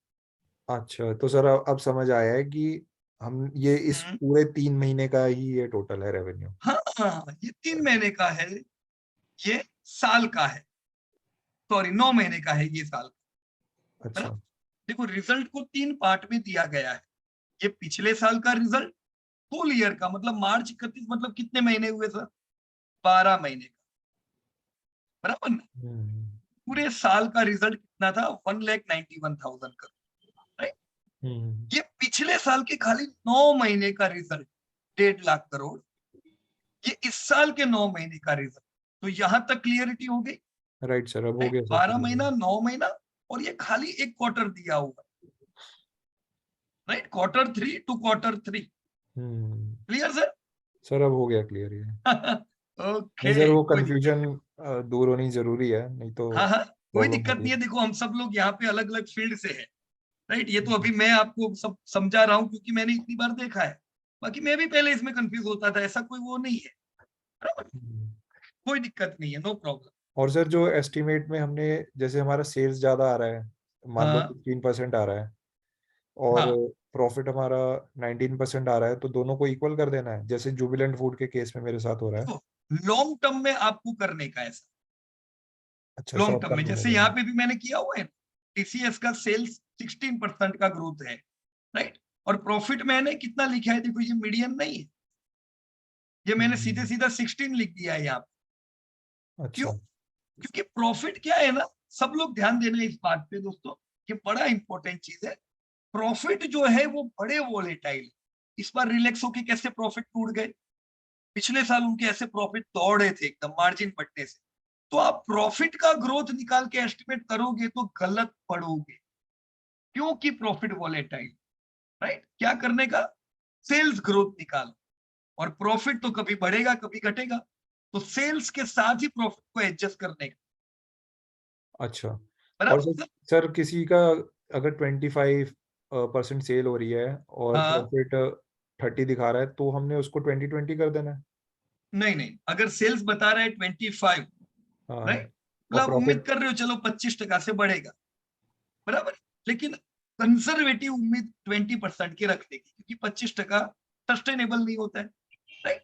और अच्छा, प्रॉफिट भले 33 बता रहा है पर ये टिकेगा नहीं सर। वो इसको भी आपको 20 का। 33 क्यों बता रहा होगा बताए, हाँ क्योंकि हाँ जो साल को आपने बेस में लिया है ना, वो साल हो हाँ। सकता है मार्जिन कम हो, तो आपके प्रॉफिट ज्यादा दिख रहे हैं, बाकी आपके प्रॉफिट सेल्स के जितने ही चलेंगे, 20-20 लेने का दोनों, अच्छा, यानी राइट, अगर मोर देन 20 किसी भी केस में हो रहा है, तो हमें उसको 20 तक लाके ही कर देने एस्टिमेट करना है। यस यस, ओके कर ओके। देने सर अरे इसमें हम्म ईपीएस किस तरह से लेने का? यही लॉन्ग केस टर्म में में कह रहे हो सर, ईपीएस कोई भी कितना केस, लेने कोई का, भी क्या, कोई भी केस में। बराबर है। देखो ईपीएस हमेशा कितना बढ़ेगा, जितना प्रॉफिट बढ़ेगा, तो तो प्रॉफिट प्रॉफिट। अगर 16% है तो ईपीएस भी 16% ही बढ़ेगा, राइट सर? ओके। प्रज्ञेश भाई क्लियर ना, क्योंकि हाँ। ईपीएस देखो प्रॉफिट के साथ ही रहने वाला है, स्प्लिट या बोनस देगा तो वो एडजस्ट हो जाएगा, राइट। ओके। हमें उम्मीद इतनी ही करने की, जितना प्रॉफिट बढ़े उतना ईपीएस। अच्छा, ठीक है सर। और जो अगर मान लो किसी में प्रॉफिट नेगेटिव में आ गया, तो उसका प्रॉफिट एस्टिमेट मार्जिन से करके निकालना है, जैसे आपने यस के यस केस में बताया। 100% बराबर है, अच्छा, राइट। पर ऐसे एग्जांपल हम देखेंगे तब उसकी बात करेंगे, बराबर ना। हाँ सर, वही जरूरी है काफी, या क्योंकि वो कॉम्प्लेक्स है ना काफी। हाँ, पर देखो ऐसी कंपनियां ज्यादातर आपके पास होगी नहीं जो लॉस करे, क्योंकि जनरली 90% केस में हम लॉस मेकिंग में जाएंगे ही नहीं। कभी कभार ऐसा होता है कि कोई इंडस्ट्री में आपके पास चॉइस ही नहीं, राइट। जैसे बैंकिंग था, गवर्नमेंट बैंकिंग, तो सब लॉस कर रहे थे। अब उसमें एसबीआई अच्छी थी, तो आपको एसबीआई का रिसर्च करना है तो आपको लॉस मेकिंग एसबीआई का भी रिसर्च करना पड़ेगा, राइट। तो कभी कभार ऐसा केस आता है, वो भी सीखेंगे, पर पहले ये कॉम्प्लिकेटेड नहीं, पहले सिंपल सिंपल चीजें सीख लेने की, ताकि क्या है ना, एकदम बेस पक्का हो जाए, उसके बाद आप कुछ भी कर पाओ, बराबर सर। सर एक चीज और है कि जैसे जब रिजल्ट आता है क्वार्टरली, तो बोलते हैं कि कंसेंसस एस्टिमेट से कम आ गया, तो वो कंसेंसस एस्टिमेट का डेटा हमें कहाँ से मिलता है? आपने ये जो एस्टिमेट किया हुआ है वही हुआ ना सर? नहीं सर, पर हमारा एस्टिमेट थोड़ी ना जाता है मार्केट में। सर वो बोलते आपका हैं ना जो कि एस्टिमेट है, वैसे एस्टिमेट पहले तो लेता कौन है? आम लोगों को तो एस्टिमेट करना ही नहीं आता है, तो किसी के कोई एस्टिमेट ही नहीं होते सर 90% जनता के। जो बड़े निवेशक होते हैं ना, वो लोग एस्टिमेट करके रखते हैं, आप ही की तरह। अभी आप देखोगे कि ज्यादातर केस में क्या होगा पता है, आपके जैसे ही एस्टिमेट दूसरी कंपनियों के आएंगे, राइट। क्योंकि एस्टिमेट करना सबकी बस की बात नहीं है। ये जो आपने किया ये कर सकते हैं आप प्रैक्टिस से, राइट। मैंने स्टार्टिंग में यही बताया ना कि उम्मीद से ज्यादा, उम्मीद से कम, वो यही होता है। आपने जो उम्मीद रखी उससे ज्यादा आए तो ज्यादा बोलेंगे। नहीं तो सर, ये जैसे अभी रिसर्च की कंपनियां भी ऐसे ही बात करती है। अभी सर जैसे टीसीएस का रिजल्ट आया तो उसमें लिखा हाँ कि कंसेंसस एस्टिमेट से कम आ गई रेवेन्यू। बराबर है, प्रॉफिट वो अपने कम आए वो ना सर थोड़े। वो मार्केट को कैसे पता था कि 11,000 करोड़ आना चाहिए, पर आया 10,000 करोड़ है रेवेन्यू क्वार्टर में? ये जो हमने सर प्रॉफिट का जो ग्रोथ निकाला है वैसे ही, अभी हमने बात नहीं की प्रॉफिट की नहीं नहीं, लॉस की। वो ठीक है सर, ये तो हाँ हमें आ हाँ। गया समझ कि हम्म, ये ऑनलाइन में कहाँ पे ये सेव करके रखते हैं ये डेटा, जहाँ से कौन? ये बता देते हैं हमें वो जब तो सर रिजल्ट। उनके पास रखेंगे ना, आप डेटा अपना बताओगे, वो डेटा उनका बताएंगे, अच्छा, चलो बराबर ना। ठीक है। हर कोई व्यक्ति अपनी बात करेगा सर। हो सकता है कि आपके एस्टिमेट उनसे ज्यादा भी हो सकता है कम भी हो। पर देखो कोई भी एस्टिमेट हो, कोई भी कंपनी के, जैसे अभी अपन टीसीएस की बात कर रहे हैं, तो टीसीएस के केस में चाहे कोई भी कंपनी आप ले लो, 50 रिसर्च की कंपनियां होगी, कोई कंपनी ये एस्टिमेट नहीं लेगी कि इस साल टीसीएस का प्रॉफिट 20% बढ़ के आएगा। ले सकती है कोई सर? नहीं। क्योंकि हकीकत ही नहीं है वो। किसी का होगा, मैंने 9% रखा है, किसी का 10% हो सकता है, किसी का 5% हो सकता है, वो बराबर है। तो आप सबके जो एस्टिमेट होंगे, आपके और सब बड़ी कंपनियों के, सबके ऑलमोस्ट एक जितने मिलते होंगे, राइट। बहुत ज्यादा डिफरेंस नहीं आएगा आपके और किसी और के एस्टिमेट, अच्छा, बराबर है। तो सर अभी आपने फॉरवर्ड पीई का तो नहीं बताया ना कुछ? फॉरवर्ड पी हमने देख लिया ना। नहीं, आपने रिलैक्सो ये जो की ढूंढा वो कैसे ढूंढा? ये तो फेयर वैल्यू है, इंट्रिंसिक पर पी से? फॉरवर्ड पी यहाँ पे आपने रिलैक्सो में नहीं बताया कहीं पे। समझा नहीं sir. Forward EPS he is talking about. No no no, I am talking about forward P. Forward EPS तो बता दिया सर ने। सर फॉरवर्ड ये जो 41 का अभी आपका ईपीएस है, ये फॉरवर्ड ईपीएस, सर ईपीएस की बात नहीं कर रहा हाँ मैं मैं समझा फॉर रहा हूँ ना। सुनिए ओके, सुनिए, फॉरवर्ड ईपीएस से आपका फॉरवर्ड पी बनता है। कैसे? पी का जो 41 रुपीज का आपका ईपीएस है, ये हाँ, ईपीएस से अगर आप कोई भी पी निकालते हो तो उसको आप पी नहीं बोलोगे, उसको आप फॉरवर्ड पी बोलोगे, अच्छा, राइट। प्राइस के साथ उसको डिवाइड कर देंगे। हाँ हाँ, सेम ही हुआ ना। मतलब फॉरवर्ड ईपीएस पे ले रहे हो तो फॉरवर्ड पी हो गया, ईपीएस पे ले रहे हो तो ट्रेल पी हो गया, बराबर। तो ये अभी आगे की वीडियो में आप बताएंगे ना? आएगा सर धीमे धीमे समझ में, अच्छा, बराबर। अभी तो जितना कवर किया वो एक बार क्लियर हो जाए तो ज्यादा अच्छी बात, राइट सर, राइट। राइट। ठीक है, thank you sir, I am done with my questions. Okay great. So Pragnesh भाई, यस प्रज्ञेश वर्दे, सॉरी सॉरी प्रज्ञेश भाई, मैं अविनाश जी ने आपसे पहले का एंटर किया हुआ है, तो अपन अविनाश जी से बात कर लेते पहले। यस अविनाश जी कहिए। Yes sir. मैंने तो 3-4 कंपनीज में काम कर लिया है। ओके, उसमें बट जो मैं लेना चाहूंगा, एक जो है वो थोड़ी सी मैच्योर कंपनी और एक एकदम नई कंपनी। बहुत अच्छा किया सर, मजा तो आएगा। वो सबको सिनेरियो मिल जाएंगे। हाँ एक तो है गोदरेज कंज्यूमर और दूसरी है एप्पल। अच्छा, right.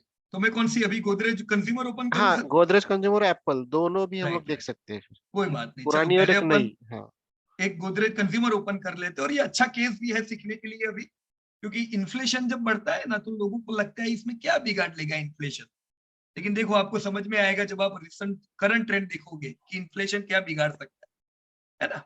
Overall sir Godrej consumer का लॉन्ग टर्म हिस्ट्री कैसा है? कॉम्प्लिकेटेड कि क्लियर है एकदम, क्या लगता है सर? क्लियर है। धंधे अच्छे बढ़े सर, 500 करोड़ से 12,000 करोड़ है ना तक है। 12,000 करोड़, 2010 में 2,000 करोड़, राइट। हम्म। जब से हम एस्टिमेट ले रहे हैं 2,000 करोड़ से 12,000 करोड़ पहुंच गए। हम्म। प्रॉफिट 300 करोड़ से 2,000 crore, so everything is good. मतलब कंपनी पूरी हिस्ट्री में कभी भी लॉस नहीं किया इन्होंने, किया है सर? नहीं नहीं। राइट। तो बराबर चल रहा है सब कुछ, पैसा भी लोगों ने बहुत अच्छा कमाया, जिन्होंने निवेश किया उनको डिविडेंड कंसिस्टेंट मिले और भाव भी बढ़ा, एवरीथिंग इज गुड। अभी सर करंट ट्रेंड देखते हैं, राइट। हम्म। करंट ट्रेंड आपका क्या कहता है सर? क्या हाल है टिल H1 के रिजल्ट? क्या हाल चल रहा था इनका? पूरा सेल्स भी डिक्रीज है, मार्जिन भी डिक्रीज है, प्रॉफिट तो राइट निगेटिव में जा रहा है। राइट। देखो इनका लॉन्ग टर्म हिस्ट्री देखे तो 14% का ये लोग ग्रोथ करते हैं वैसे, है ना, 17%, पर अभी इनका ग्रोथ थोड़ा म्यूट हो गया है, हम्म। राइट। जैसे 13% का सेल ग्रोथ 9 महीने में, और पिछले साल भी 11%, डबल डिजिट है पर इतना अट्रैक्टिव नहीं है, बराबर सर। हम्म। तो डिमांड को हम बोलेंगे थोड़ी म्यूटेड है, बहुत बुरी नहीं बहुत अच्छी नहीं। लेकिन सर प्रॉफिट कैसे है इनके? प्रॉफिट बहुत डिक्रीज है। प्रॉफिट सर 3.5% खाली प्रॉफिट बढ़े। हम्म। अब 11% का धंधा हुआ है जो ऑलरेडी कम है, तो प्रॉफिट भी हमारा 11 तो होना चाहिए ना सर। हम्म। तो ये 11 क्यों नहीं हुआ है? इन्फ्लेशन के वजह से। बिल्कुल सही बात है सर। देखो इनके 14.5% के मार्जिन आ गए, जो इससे पहले, मैं इसको एक डेसिमल में कर लेता हूं, इससे पहले इनके 2017 में ऐसे मार्जिन थे, देखा आपने? हम्म। तो काफी समय बाद इनका मार्जिन जो पिछले साल आया ना सर, बुरा मार्जिन था, हम ये कहें, राइट। हम्म। तो मार्जिन बड़े हैं, ये इनकी इन्फ्लेशन की एक इफेक्ट है। तो यहाँ पे हमको दो प्रॉब्लम नजर में आए, एक डिमांड इतनी ज्यादा अच्छी नहीं है, और दूसरा क्या प्रॉब्लम नजर में आया सर? मार्जिन इनके डिक्रीज हो रहे हैं, जिसके कारण प्रॉफिट टूटे हुए हैं। Correct sir? करेक्ट। तो पिछले साल के नतीजे आए होंगे तभी भी आप नेगेटिव ही होंगे, हम्म। राइट, नेगेटिव ही होंगे ना, करेक्ट सर। राइट, क्योंकि हम पिछले साल के ही नतीजे देख रहे हैं, ये जो डेटा दिखा हो हाँ फाइनेंशियल करेक्ट। 22 का। तो we yes. Were not positive कि यार डिमांड में मजा नहीं आ रही है, मार्जिन इनके अच्छे नहीं है, तो आपके एस्टिमेट पूरे ही होंगे। फिर ये आया सर क्वार्टर 1। क्वार्टर 1 में डिमांड कैसी रही, सेल्स कैसा बढ़ा इनका? वो भी ज्यादा डिमांडिंग नहीं थे। उल्टा और गिरा सर ये तो, हाँ। है ना।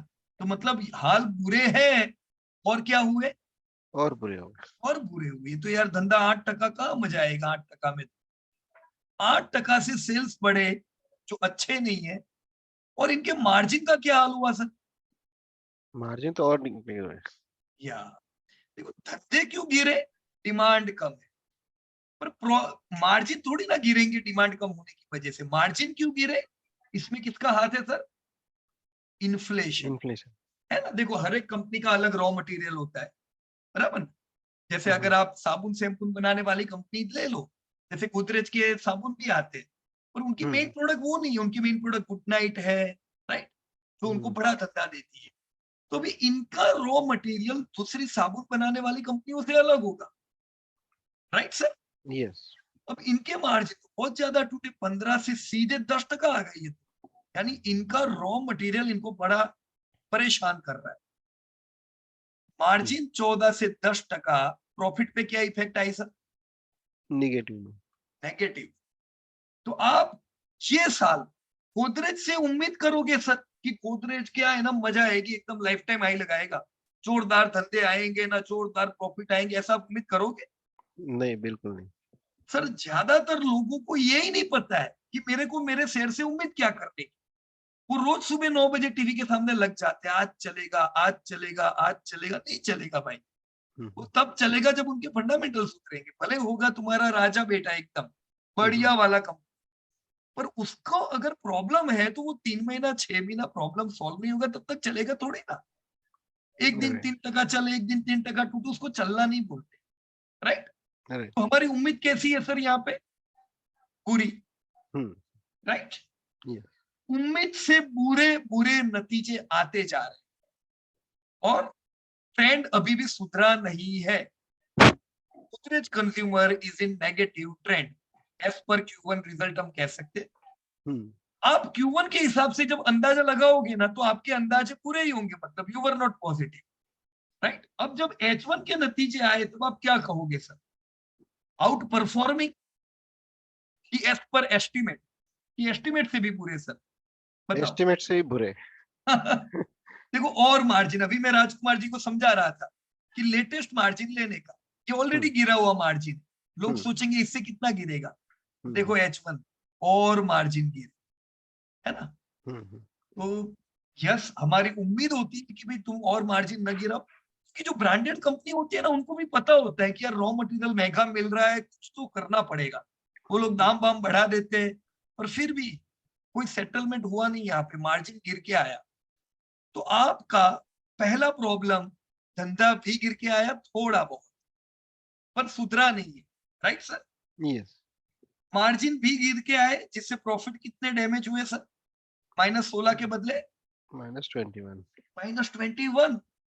तो मतलब अब आपकी उम्मीद बिल्कुल पक्की है सर कि गोदरेज इस बार धंधा बहुत ज्यादा नहीं बढ़ा के देगा और प्रॉफिट तो आपको पिछले साल मिले थे उससे भी कम मिलेंगे। तो आपको पिछले साल जो डिविडेंड आया था बैंक, उससे ज्यादा आएगा कि कम आएगा सर? कम आएगा सर। कम आएगा। अब आप इसको ये 2-3 करोड़ का माल लेके बैठे हो, क्या आप SIP करोगे इसमें? यस, अभी ऐसा भी कर सकते हैं इसमें। अभी कौन SIP करेगा? पता है, 2 प्रकार के इन्वेस्टर होते हैं सर। एक वो होते हैं जिनको हम FII बोलते हैं, बड़ी बड़ी टोपी है एकदम, करोड़ों रुपया उन्होंने बरसों से डाल के रखा है इंडिया में और उनको हर साल पैसा कमाना है। राइट, अब इन्होंने ऑलरेडी सर फंड लगाया हुआ है और उनके सामने चित्र आ रहा है कि हमारे मार्जिन हर बार घटते जाएंगे, तो वो लोग हमेशा इसमें से थोड़ा थोड़ा वेटेज डिक्रीज करेंगे सर। अच्छा। राइट, पर जो ऐसे लोग हैं जिनको लगता है यस लॉन्ग टर्म में तो ये बढ़िया ही कंपनी और हमारे पास थोड़ी ना है गोदरेज कंज्यूमर, तो जो लोग इकट्ठा करने वाले लोग हैं वो जानते हैं कि चलो बुरा समय है तो शेयर टूटेगा, तो वो लोग SIP करते हैं। राइट, तो ये दोनों का कोई लेना देना ही नहीं है। और लोग क्या करते हैं ना, रोज चेक करते हैं FII ने कितना बेचा है, तुम्हारा कोई लेना देना ही नहीं है FII के साथ। जिस दिन हम सफिशिएंट फंड लगा दे और हम कुछ SIP नहीं करने वाले, उस दिन हमारी भी गिनती है FII जैसी होनी चाहिए। मतलब हमारा थिंकिंग, पूरा समय आए तो SIP नहीं करने का, पैसा तो होना चाहिए, हमने ऑलरेडी सब फंड डाल दिया है, I am retired now. Right, तो वो टाइम पे अपने को FII जैसा सोचना चाहिए, पूरा आए थोड़ा थोड़ा कम करो। Right, okay. हाँ, और इफ वी आर इन्वेस्टर, हम तो यार हर महीना कमा रहे हैं तो हम तो फंड लगाएंगे और 10 साल, तो हमको तो SIP करना चाहिए ऐसे समय पे। पर उम्मीद क्या रखेंगे सर SIP की भी? क्या ये साल चलेगा? नहीं इस गोदरेज साल भी नहीं चलेगा नहीं सर। चलेगा, बराबर ना? तो हम्म, शांति से SIP करता रहने का और उम्मीद नहीं रखनी की। हम्म, जब आपको पता है क्या उम्मीद रखी जाए तो आप हमेशा पॉजिटिव रहोगे। Correct. राइट, फिर अचानक क्या होगा ना, कभी इन्फ्लेशन कम होके आएगा, इनके मार्जिन सुधरेंगे, वो आपको पॉजिटिव झटके देंगे। नेगेटिव झटके तो ले ही रहे अभी अपने। Yeah. Clear sir? की कोई कंफ्यूजन बोलो इतने में? नहीं, ऑल क्लियर। राइट सर, बड़े काम की चीज है, धीमे धीमे ये सब समझ में आएगा। अभी इनिशियली मैं मानता हूँ चलो कुछ कुछ क्लियर होता हो जा रहा होगा। आपने 2023 की जो उम्मीद रखी ना सर, कि आपने बिल्कुल सही उम्मीद रखी। राइट, आप अपनी उम्मीदों को बड़े निवेशकों के साथ मैच होता हुआ देखो। आपने 5% सेल्स ग्रोथ की उम्मीद रखी। मुझे नहीं लगता है कि गोदरेज में कितना ही बड़ा इन्वेस्टर हो वो यहाँ पे 15% की इस साल के सेल्स ग्रोथ की उम्मीद रखेगा। इम्पॉसिबल। वो 7%, 8% रखेगा। राइट, या तो फिर 3-4% रखेगा, मतलब एक रेंज बनती है आप सब इन्वेस्टरों की उम्मीद की रेंज है ये, वो इसके पीछे होगी, उसके ज्यादा आगे पीछे नहीं होगी सर। राइट और रॉन्ग सर? राइट। राइट। उसी प्रकार से मुझे आपका मार्जिन जो है ना, देखो आपने मार्जिन थोड़ा डिक्रीज किया, राइट, इसको बोलते हैं और ज्यादा कॉशियस आपने स्टांस लिया, राइट, कि भी मेरे मार्जिन यार हर क्वार्टर गिरते जा रहे हैं, मैं और मार्जिन डिक्रीज हो ऐसी उम्मीद रखूंगा। तो आपका ये कॉशियस स्टांस है, ये भी रख सकते हो, राइट। और अगर 10.70% रखोगे तो भी चलेगा, ओके बराबर है। पर देखो ये वक्त बताएगा, हो सकता है और मार्जिन गिर के आए तो आप सही भी हो जाओ, बराबर। पर अभी इन्फ्लेशन थोड़ा डिक्रीज होके आया था, अभी जो लेटेस्ट आए थे, ओके बहुत ज्यादा फर्क नहीं था, पर यस 5.9 जैसा आया ना अभी इन्फ्लेशन लास्ट मंथ का, उम्मीद है कि चलो थोड़ा अभी हमको कंफर्ट हो जाएगा, right. Still you are good, आपने जो किया है बिल्कुल सही किया सर, राइट। ओके। तो पब्लिक को भी पूछने दो, लोगों को, क्या एवरीबॉडी क्या कहते हो? जो सर ने मार्जिन रखा, कितनों को लगता है कि नहीं नहीं नहीं गलत है, ऐसा नहीं होना चाहिए? कितनों को लगता है कि नहीं इससे बहुत अच्छे रिजल्ट आएंगे? और आपको लगता है कि yes this margin is okay, तो यस आप लोग थम्स अप दे सकते हो, राइट। मेरे हिसाब से परफेक्ट किया है सर ने काम, एकदम बहुत बढ़िया, great sir, wonderful. Trail EPS भी आपने परफेक्ट निकाला सर, 18, 16, 13। ट्रेंड क्या है सर? ये नेगेटिव है ना, तो नेगेटिव ट्रेंड है, सब नेगेटिव में तैयार रहने का ये चीजों के लिए। आपने सेल्स ग्रोथ देखने दो, 5 -24 -24, ओके। 2023 में 13,000 करोड़ का टर्नओवर, 2023 में 1300 करोड़ का प्रॉफिट। सर इधर एक बड़ा प्रॉब्लम, राइट। प्रॉब्लम क्या है? आपकी गिनती में नहीं, पर हमारी अंडरस्टैंडिंग, जिनके पास माल पड़ा है उनके लिए मैं कह रहा हूं कि अगर आपने बोला सर कि गोदरेज का प्रॉफिट इस बार 1300 करोड़ का आएगा, तो मतलब सब जिनके पास माल पड़ा है उनको तैयार रहना चाहिए कि ये प्रॉफिट कौन सा वाला है सर? 2017 वाला प्रॉफिट। तो आपके भाव कौन से होंगे? 2017 वाले होने चाहिए। सवाल ही नहीं ना सर। अगर मैं ये उम्मीद करता हूं कि मेरा गोदरेज लाइफ टाइम हाई लगाए, तो उसके लिए ये जो फिगर आपने लिखी है सर, ये कितनी होनी चाहिए? लाइफ टाइम हाई प्राइस से ज्यादा, बराबर है? लॉजिकल बात है कि गलत है सर? Logically correct right. जब तक ये प्रॉफिट की उम्मीद नहीं आएगी ना, तब तक भाव लाइफ टाइम हाई लगाएगा नहीं, तैयारी रखने की एकदम। क्या होगा आने वाले कुछ क्वार्टर में सर, धीमे धीमे हो सकता है डिमांड सुधरे, और इन्फ्लेशन कम होने पे वापस मार्जिन इनके जो अभी खाली 10% हो गए, कितने आ जाएंगे? देखो इतिहास देखो, एक बार 9% मार्जिन आ गए थे, देखा ना सर आपने 2014 में, फिर वापस इंप्रूव होके उनके पुराने मार्जिन आ गए 17 न 22 न। तो मार्जिन की गेम सर ऐसे ही चलेगी, मार्जिन गिरेंगे तब नेगेटिव नहीं होने का, मार्जिन सुधरेंगे तब पॉजिटिव नहीं होने का, ये मार्जिन ऐसे ही चलेगी, फायदा उठाने का इससे, गिरे हुए मार्जिन में माल लो, राइट, ताकि जब बढ़े तब हमें फायदा हो। क्लियर सर एकदम? Yes. Okay, so wonderful work, ताली होनी चाहिए सर के लिए, ग्रेट वर्क सर, गुड। अभी हम लोग फटाफट एफएल देख ले। यस या okay, so this is FL. चलो, एफएल एक नई कंपनी है, नई कंपनी में हमें कुछ चीजों का और ध्यान रखना पड़ता है। नई चीजों में क्या ध्यान रखना पड़ता है वो भी मैं बता देता हूँ। पहले हम डेटा एक बार देख लेते हैं सर का। ओके सर, सेल्स ग्रोथ कैसा है? बहुत बढ़िया है, एक्सपोनेंशियल है वो एकदम। पर ये एकदम होगा ही सर, हर वो इमर्जिंग इंडस्ट्री में ऐसा ही होगा, राइट। कौन सी इंडस्ट्री है ये? Emerging, right. अब गोदरेज कंज्यूमर से सर ऐसा ग्रोथ उम्मीद नहीं कर सकते, बराबर ना? ये आपको नई इंडस्ट्री में मिलेगा, ऑलराइट। तो ये बढ़िया ग्रोथ है, पर ये जिंदगी भर चलेगा नहीं, तैयार रहने का।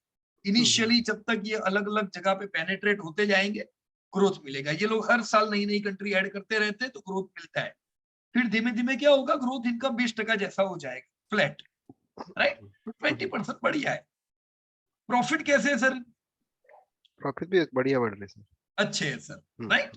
इन्होंने कम से कम, जब तक हमारे पास हिस्ट्री है, इन्होंने कभी भी लॉस नहीं किया है, राइट। तो ये एक अच्छी निशानी है सर, ऐसा जनरली नहीं देखने को मिलता है। हम जब भी कोई न्यू एज कंपनी देखते हैं ना, तो उनका ग्रोथ ऐसा ही है। जैसे जोमेटो का ग्रोथ 100% है, पर उनके प्रॉफिट नहीं। तो ऐसे आपको बहुत कम कंपनी मिलेगी जिसकी हिस्ट्री प्रॉफिटेबल है, राइट। मतलब ये लोग आईपीओ लेके आए तो उनको ऐसा नहीं, उनको बहुत पैसे की जरूरत थी इसलिए लेके आए होंगे,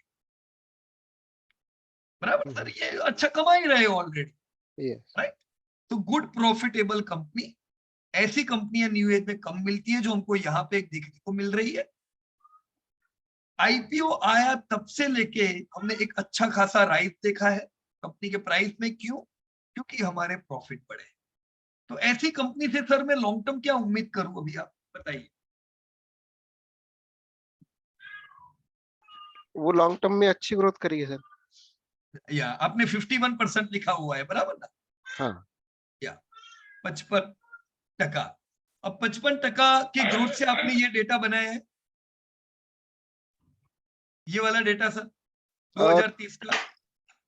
हाँ हाँ, करेक्ट करेक्ट। ओके, ऐसा नहीं करने का सर, राइट। क्योंकि ये इनका हमारे पास 15-20 साल का डेटा नहीं है, कंपनी नहीं होगी वो टाइम पे, राइट। मैंने बताया आपको कि इमर्जिंग कंपनी है तो ग्रोथ बढ़िया है, तो ये जिंदगी भर नहीं टिकेगा। अगर हम इनका लॉन्ग टर्म एस्टिमेट ऐसा ही लेंगे तो फिर हमारे साथ धोखा होगा, राइट। फिर हमको लगेगा यार क्यों ऐसा हुआ। पर एक लॉजिकल चीज है कि कोई भी कंपनी मतलब ऐसा एकदम हिस्टोरिकल जिंदगी भर वो 50% ग्रोथ नहीं ला सकती सर, राइट। तो आपने भले यहाँ पे देखा 51%, राइट। आप उम्मीद कितनी करोगे सर? मैक्स 20 या ओके। 20% मतलब लिमिट हो गई। 20% से ज्यादा ग्रोथ कोई भी कंपनियां 2 दशक तक नहीं दे सकती सर, बहुत मुश्किल है। तो हम लोग उम्मीद कंजर्वेटिव करेंगे, राइट, ताकि धोखा ना हो। मतलब हम जो सोच रहे वैसा होना चाहिए, भले कम हो पर जो सोचे ऐसा हो, राइट। तो आपका लॉन्ग टर्म 20%, प्रॉफिट 20%। अब ऐसी कंपनियों में क्या करने का? आपको पता है आपने 50% का 20% कर दिया है, राइट। तो नियर टर्म में, नजदीक के समय में तो आपको अच्छा ग्रोथ मिलेगा, राइट। आप यहाँ पे क्या कर सकते हो? 2030 का जो डेटा है ना, 2023, 2030, कितने साल बाकी सर? 7 साल बाकी। 7 साल। ये 7 साल तो आपको 25-30% ग्रोथ मिल सकता है। ओके। तो यहाँ पे मैं मैन्युअली लिख देता हूँ, चलो मैं 25% की ग्रोथ की उम्मीद करूंगा ओके। नेक्स्ट 8 ईयर, बराबर। And same thing here. फिर ये लॉन्ग टर्म में 20% बराबर है, इसको रहने, राइट। तो हमने देखो बहुत ज्यादा कंजर्वेटिव भी नहीं किया। नियर टर्म में तो हमने वो 25% उम्मीद कर रहे हैं, राइट। और लॉन्ग टर्म में 20%, बिल्कुल सही है सब जो आपने काम किया, राइट। ओके। ट्रेंड कैसा है सर इनका? देखो क्या कहते हैं ट्रेंड। ट्रेंड अभी थोड़ा सा लैगिंग में है, लेकिन ज्यादा भी नहीं है। ओके, देखो 100% का ग्रोथ इनका हर बार आता है, तो ये जबरदस्त ग्रोथ बोलेंगे, राइट। और Q1 में भी सर कैसा आया इनका ग्रोथ? क्वार्टर में भी बढ़िया आया था, मस्त आया एकदम 100%। मतलब ये तो बहुत अच्छा ग्रोथ हुआ, राइट। इनके मार्जिन क्या हुए सर Q1 में? बढ़ के आए क्वार्टर, डिक्रीज हुए डिक्रीज हुए, राइट। तो ये एक रेड अलर्ट दे देने का अपने आप ओके कि इनके मार्जिन थोड़े डिक्रीज हुए हैं, राइट। अभी क्या है, इनको इन्फ्लेशन की कोई इफेक्ट नहीं होती। आईटी कंपनियों को क्या लेना देना इन्फ्लेशन के साथ, लेकिन आईटी में वो एट्रैक्शन रेशियो चल रहा है बहुत ज्यादा, है ना, जिसने टीसीएस के भी मार्जिन डिक्रीज किए हैं। तो इसकी इफेक्ट यहाँ पे भी दिखी कि नहीं? हकीकत है, डेटा कहता है मार्जिन डिक्रीज हुए, राइट। तो कंपनी की प्रॉफिटेबिलिटी अफेक्ट हुई होनी चाहिए। 115% का धंधा, 52% का प्रॉफिट। असल में प्रॉफिट इनका यहाँ पे भी 100 करोड़ होना, 100% होना चाहिए, यहाँ पे भी 100% होना चाहिए। जितना धंधा बढ़े उतना प्रॉफिट बढ़े, पर उतना क्यों नहीं बढ़ रहा है? मार्जिन इनको हैरान कर रहा है। राइट। राइट। H1 के नतीजे आए, H1 में क्या निकला सर? H1 में धंधे और डाउन हो गए प्रीवियस ईयर से। डिमांड में थोड़ी, मतलब ये जो कह रहे हैं ना सब कहानी रोज सुना रहे, ग्लोबल हम्म। मंदी चल रही है ना, ग्लोबल इफेक्ट है, उसकी इफेक्ट हम हमारी सब अच्छी अच्छी कंपनियों में भी देख रहे हैं ना। तो कोई कहे कि भाई वो यूएस की क्या लेना देना इंडिया में, नहीं, कंपनियों पे इफेक्ट आती है और ये इफेक्ट हम देख रहे हैं, डिमांड कम हुई है। अब 58% मतलब एकदम जोरदार धंधे हुए सर वैसे देखा जाए comparative to other companies, right. लेकिन क्या हम जानते हैं कि इनकी कैपेसिटी 100% की है, उससे कम हुई। जब आप इनके 100% के धंधे देखते होंगे तो इनको वैल्यूएशन भी ऐसी मिलती है। अब जब 100% का 50% आ जाता है तो लोगों को लगे कि अच्छे नतीजे हैं, पर ये इतने भी एक्स्ट्रा ऑर्डिनरी नतीजे नहीं हुए। हमारे लिए क्या हुआ? Demand is low, right sir. Yes. Margin में इस बार उन्होंने संभाल लिया, बराबर। इनके डिक्रीज हो रहे थे, अभी इंक्रीज नहीं हुए सर, पर चलो कम से कम डिक्रीज नहीं हुए, राइट। मजा कब आएगी पता है? जब ऐसे मार्जिन हो जाए पहले जैसे, तो प्रॉफिट बहुत अच्छे होंगे, राइट। पर कोई बात नहीं, चलो मार्जिन आर अफेक्टेड हम मान के चलेंगे। हम उम्मीद क्या रखेंगे? जो आपने रखी है सेल्स की, अगेन सर वेरी गुड, 50% उम्मीद जो आपने रखी है बिल्कुल सही रखी है, ग्रेट। अब आपको इस बार के नतीजे देखने चाहिए सर, 9 मंथ के नतीजे आएंगे ना, उसमें ट्रैक करने का आपने कितना उम्मीद किया हुआ है? 50% 50। अब एफएल को जिस दिन नतीजे आने वाले उस दिन ट्रैक करने का कि मेरी उम्मीद 50% है, चलो देखते हैं क्या नतीजे आते हैं। मान लीजिए सर 55% ग्रोथ आता है, या सॉरी 50% ग्रोथ आता है, राइट। तो ये क्या हुआ? एज पर एस्टिमेशन, या देखो ये 9 मंथ के रिजल्ट है। Q3 के समय पे अगर 50% आए तो Q1 में 115 थे, फिर 58 हो गए, अभी 9 मंथ में 50 हुए, तो एनुअल आते आते ये गाड़ी किधर जाएगी?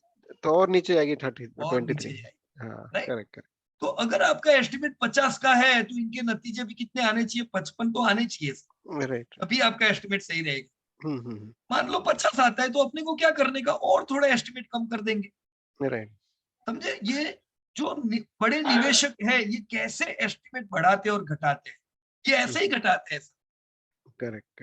देख के ये लोग आने वाली रणनीति तय करते हैं कि चलो क्या चल रहा है, अगर मेरी उम्मीद से कम आए चलो मैं भी थोड़ी मेरी उम्मीद कम करूं, क्योंकि मुझे बहुत ज्यादा पॉजिटिव भी नहीं रहना है, मेरे को मार्केट के साथ चलना है, राइट सर। यस। प्रॉफिट आपने सही लिया 15%, 15.50, 15.79 सही, मतलब कंजर्वेटिव कमी लिए है, इससे कम मुझे कोई उम्मीद नहीं है आएंगे तो थोड़े इससे ज्यादा आए, बराबर है सर। करेक्ट। तो गुड, बहुत अच्छा सर। मुश्किल नहीं लगा आपको जब आपने ये काम किया? कैसे इतना बढ़िया काम हो गया सर? पहले नहीं किया हुआ लेकिन कैसा? नहीं, मुश्किल नहीं था कुछ। वो ऑटो कैलकुलेशन बहुत जगह है ना, बस वो पहली बार जब एक कंपनी का किया था, ब्रिटानिया का, राइट तब मेरा टाइम ज्यादा गया था अंडरस्टैंडिंग के लिए। राइट तो सर, मैंने राइट, नोटबुक में नोट डाउन करके रखे थे कहाँ कैलकुलेशन चेंजेस किए तो कहाँ अफेक्ट होता है। तो बराबर है सर। वो जब मैं दूसरी कंपनी करने लगा तो जैसे ब्रिटानिया में मुझे एक आध घंटा लगा होगा बनाने के लिए, लेकिन बाकी कंपनी में 15-20 मिनट में हो गए थे फिर एक ही कंपनी। राइट सर, बराबर है। और अभी क्या होगा पता है? ये डेटा एक बार बन गया आपका, हाँ। अब थोड़ी ना इस पे मेहनत करनी है, अब तो खाली आपको रिजल्ट आया नहीं ना, आपने खाली ये डेटा बदलना है, बाकी और क्या करना है सर, करेक्ट। ओके। राइट। तो अब काम फटाफट होगा, शुरुआत में आपका टाइम जाएगा, पर डेटाबेस आपका रेडी हो रहा है ना, ये आपका डेटा है, ये हमेशा जिंदगी भर काम लगेगा, right sir. Yes. Great, so thank you very much and it was wonderful research done by you, ताली हो जाए सर के लिए, ग्रेट वर्क, थैंक यू बहुत बढ़िया, ग्रेट। सर। वरुण बेवरेज का देखेंगे, उसमें कुछ डेटा मिसिंग है, कुछ इयर्स का। मिसिंग नहीं होगा सर उसमें, लेकिन बीएससी में मिल ही नहीं रहा है उसका डेटा। वो आईपीओ ही लेट आया ना सर, बीपीएल का। एक मिनट, आपने लेकिन कब फिर वो बराबर 2000 किया ना सर? नीचे का डेटा है ना, नीचे भी है 2004 में वगैरह का डेटा है उसका, हाई लो। नहीं, पर ये बीएससी से नहीं मिला होगा आपको। ये बीएससी से मिला है सर। अच्छा, हाँ। देखो ये भी कौन सी कंपनी हुई? इमर्जिंग सर, एकदम जितने मिलेनियल है इंडिया में इनको बहुत पसंद है पेप्सी ना कोका कोला ना, तो इनके धंधे तो कौन रोक सकता है, जबरदस्त बढ़ेंगे। आर्काइव में से मिले थे सर।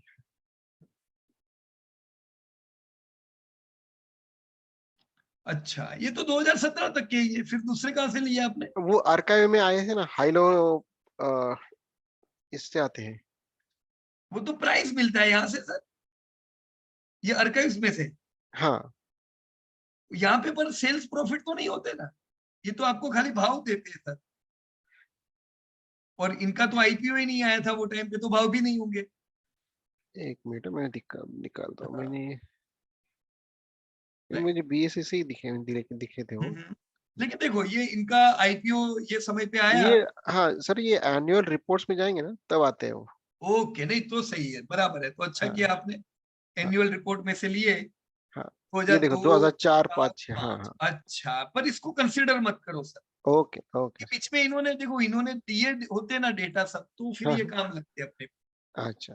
राइट, पर ये आपको कम से कम इतना बता सकते हैं, चलो 2002 4 5 में धंधा क्या था, हम्म। आपकी आइडिया के लिए कि एक जमाने में 200 करोड़ का टर्नओवर हुआ करता था इनका। राइट, जो ओके। आज 4000 करोड़ 2015 में जब आईपीओ आया इनका, तब 4500 करोड़ टर्नओवर, और देखो 9000 करोड़ पहुंच चुका है। Right, right right. ग्रोथ जबरदस्त होगा। देखो ये 50% का ग्रोथ है, मतलब एकदम सुपर ग्रोथ। तो इसके ग्रोथ को ब्रेक नहीं लगती है, बराबर ना, बहुत ही अच्छा ग्रोथ है। पर ये क्वालिटी वाइज थोड़ा कॉम्प्रोमाइज करना पड़े, ऐसी कंपनी है, पर आपके पास कोई चॉइस भी नहीं है, ये सेक्टर में दूसरी कोई लिस्टेड कंपनी नहीं है, बराबर ना। कोई आएगी कंपनी तो उस पर ध्यान रखेंगे हम, अगर कोई बढ़िया डेप फ्री कंपनी आती है या कोको कोला के डिस्ट्रीब्यूटर आते हैं, ये जैसे पेप्सी के डिस्ट्रीब्यूटर है। हाँ राइट, और इंडिया में कोक ज्यादा बिकती है, हिंदुस्तान फूड्स नाम की कंपनी है कोक के डिस्ट्रीब्यूटर, उनका आईपीओ आता है, वो जरा हम ज्यादा देख सकते हैं। Right, okay okay. बाकी ये कंपनी अच्छी है, यस इन्वेस्टेड हो, पैसा बनेगा, क्यों? क्योंकि ये ग्रोथ है जबरदस्त। Right sir. यस।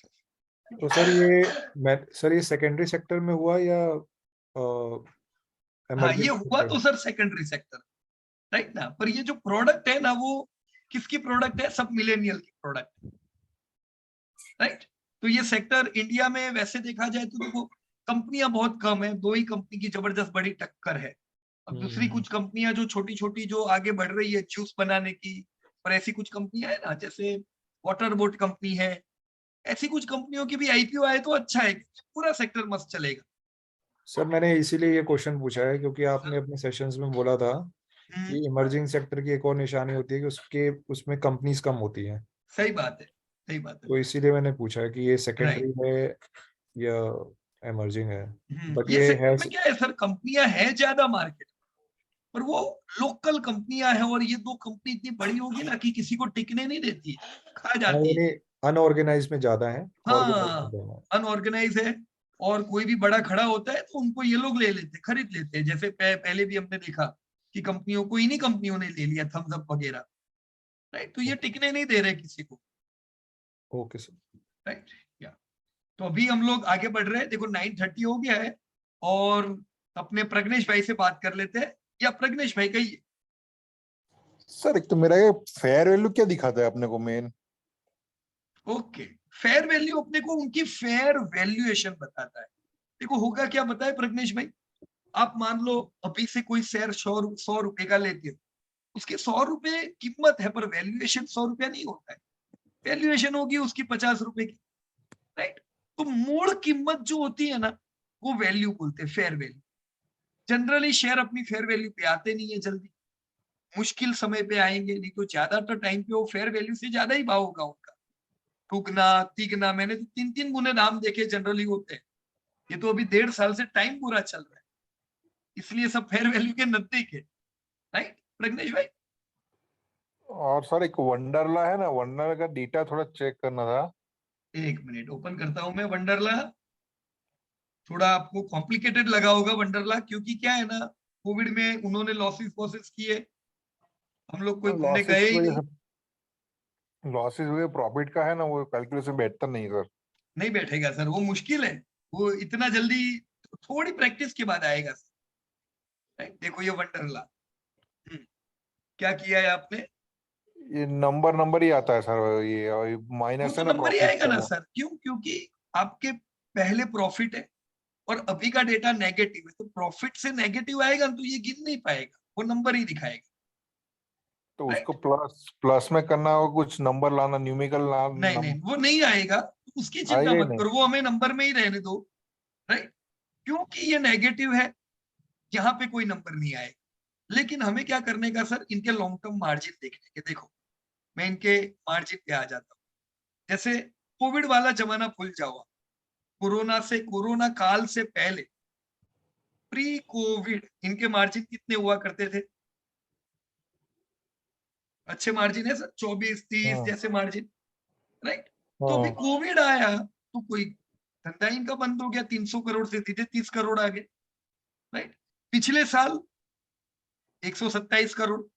अभी ये साल इनका ग्रोथ, ये वापस से सर लाइफ टाइम हाई धंधा लगाने वाला, इतनी भीड़ है वहां पे वंडरलैंड। राइट? तो वो कैसे पता चलेगा? करंट ट्रेंड से। करंट ट्रेंड डाल देने का कि भाई अभी क्या हाल है, कितना धंधा हो रहा है। आप देखोगे जितना धंधा इन्होंने इधर किया था उतना तो उन्होंने 6 महीने में कर दिया। तो इससे सीधा पता चलता है कि इस बार सेल्स बढ़िया आएंगे। अब देखो सेल्स अच्छे आएंगे प्रगदीश भाई, इस बार कोविड की कोई इफेक्ट नहीं है तो धंधे अच्छे। मार्जिन कौन से आएंगे? ये वाले आएंगे कि ये वाले आएंगे? नीचे हाँ? वाले। नीचे वाले। तो मतलब बिल्कुल सिंपल है। उम्मीद करो धंधा कितना आएगा इनका 2023 का, और उसको मार्जिन से मल्टीप्लाई कर दो, पता चल जाएगा क्या प्रॉफिट है। बराबर है? बराबर है। मेरे को देखने दो, अगर मैंने यहाँ पे डेटा किया हुआ है, जस्ट अ मिनट, तो मैं आप लोगों के साथ शेयर करता हूँ डेटा वंडरला का।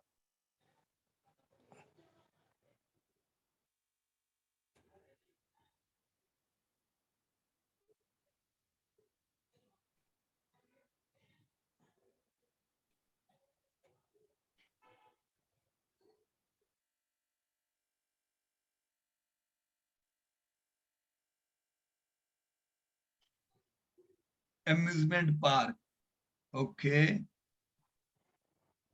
अगर मैंने इनके लेटेस्ट रिजल्ट डाल दिए होंगे तो होंगे।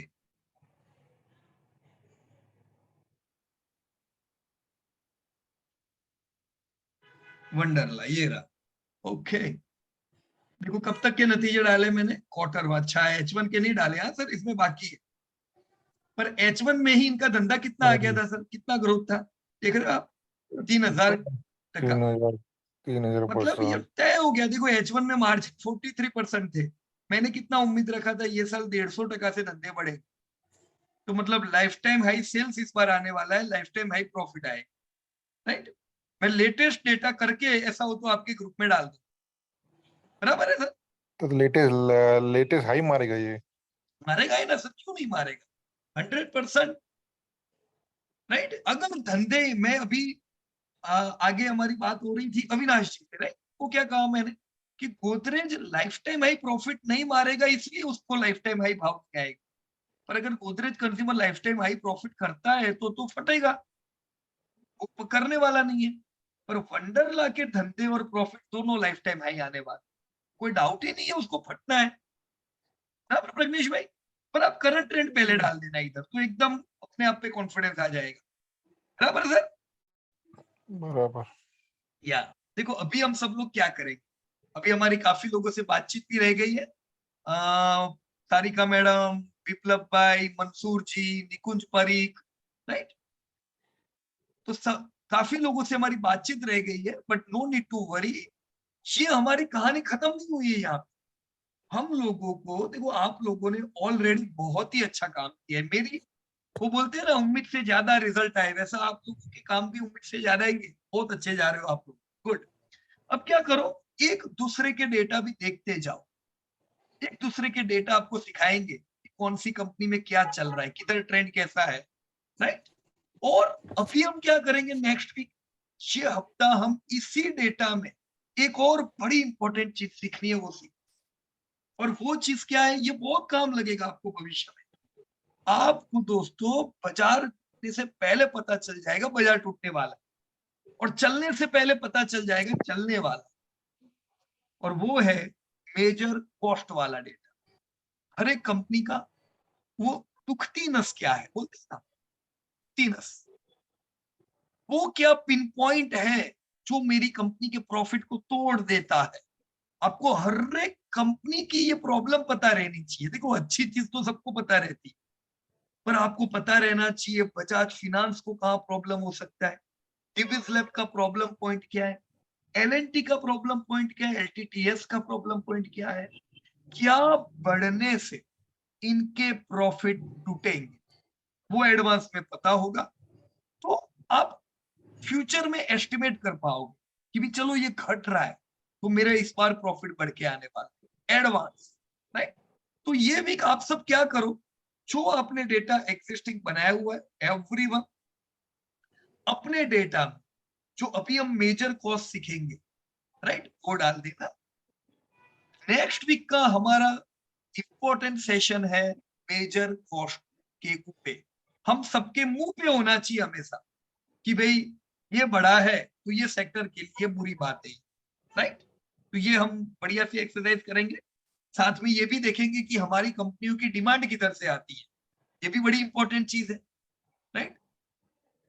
डिमांड किधर से आती है ये इंपॉर्टेंट इसलिए है क्योंकि बहुत सी बार क्या होता है कि कोई जैसे समाचार आए भी, जैसे बजट आने वाला है, तो बजट में गवर्नमेंट ने अनाउंस किया भी ये प्रोडक्ट में जीएसटी कम, तो हम लोग देखते हैं कौन सी कंपनी प्रोडक्ट बनाती है, ये कंपनी में इतना फायदा। ऐसा नहीं है, भी आपने कोई कंपनी देखी उसका 10% धंधा लेना देना है वो प्रोडक्ट से, राइट। तो फिर वो क्या फायदा, ऐसी प्रोडक्ट में से उसको धंधा 50% प्लस मिलता होगा तब जाके कोई फायदा होगा, राइट। तो हम दोनों चीज देखेंगे, धंधा किधर से कौन सी कंपनी को कितना आता है, राइट, मतलब इसको बोलते हैं सेगमेंटल रेवेन्यू, और देखेंगे का सबसे मेजर कॉस्ट क्या है, वो बढ़ रहा है कि घट रहा है, ऑलराइट। जब हम ये डिस्कस करेंगे, जब हमारी जिनसे अभी बातचीत रह गई, हम इस बार शुरुआत लोगों से करेंगे दोस्तों, राइट। और आप लोग जब डिस्कस करोगे तो आपकी ये जो सब कंपनी है ना, जैसे अभी निकुंज भाई की टाटा कंज्यूमर है, बहुत अच्छा काम किया है निकुंज भाई आपने, वंडरफुल। उस समय हम मेजर कॉस्ट के साथ करंट ट्रेंड लेंगे, राइट।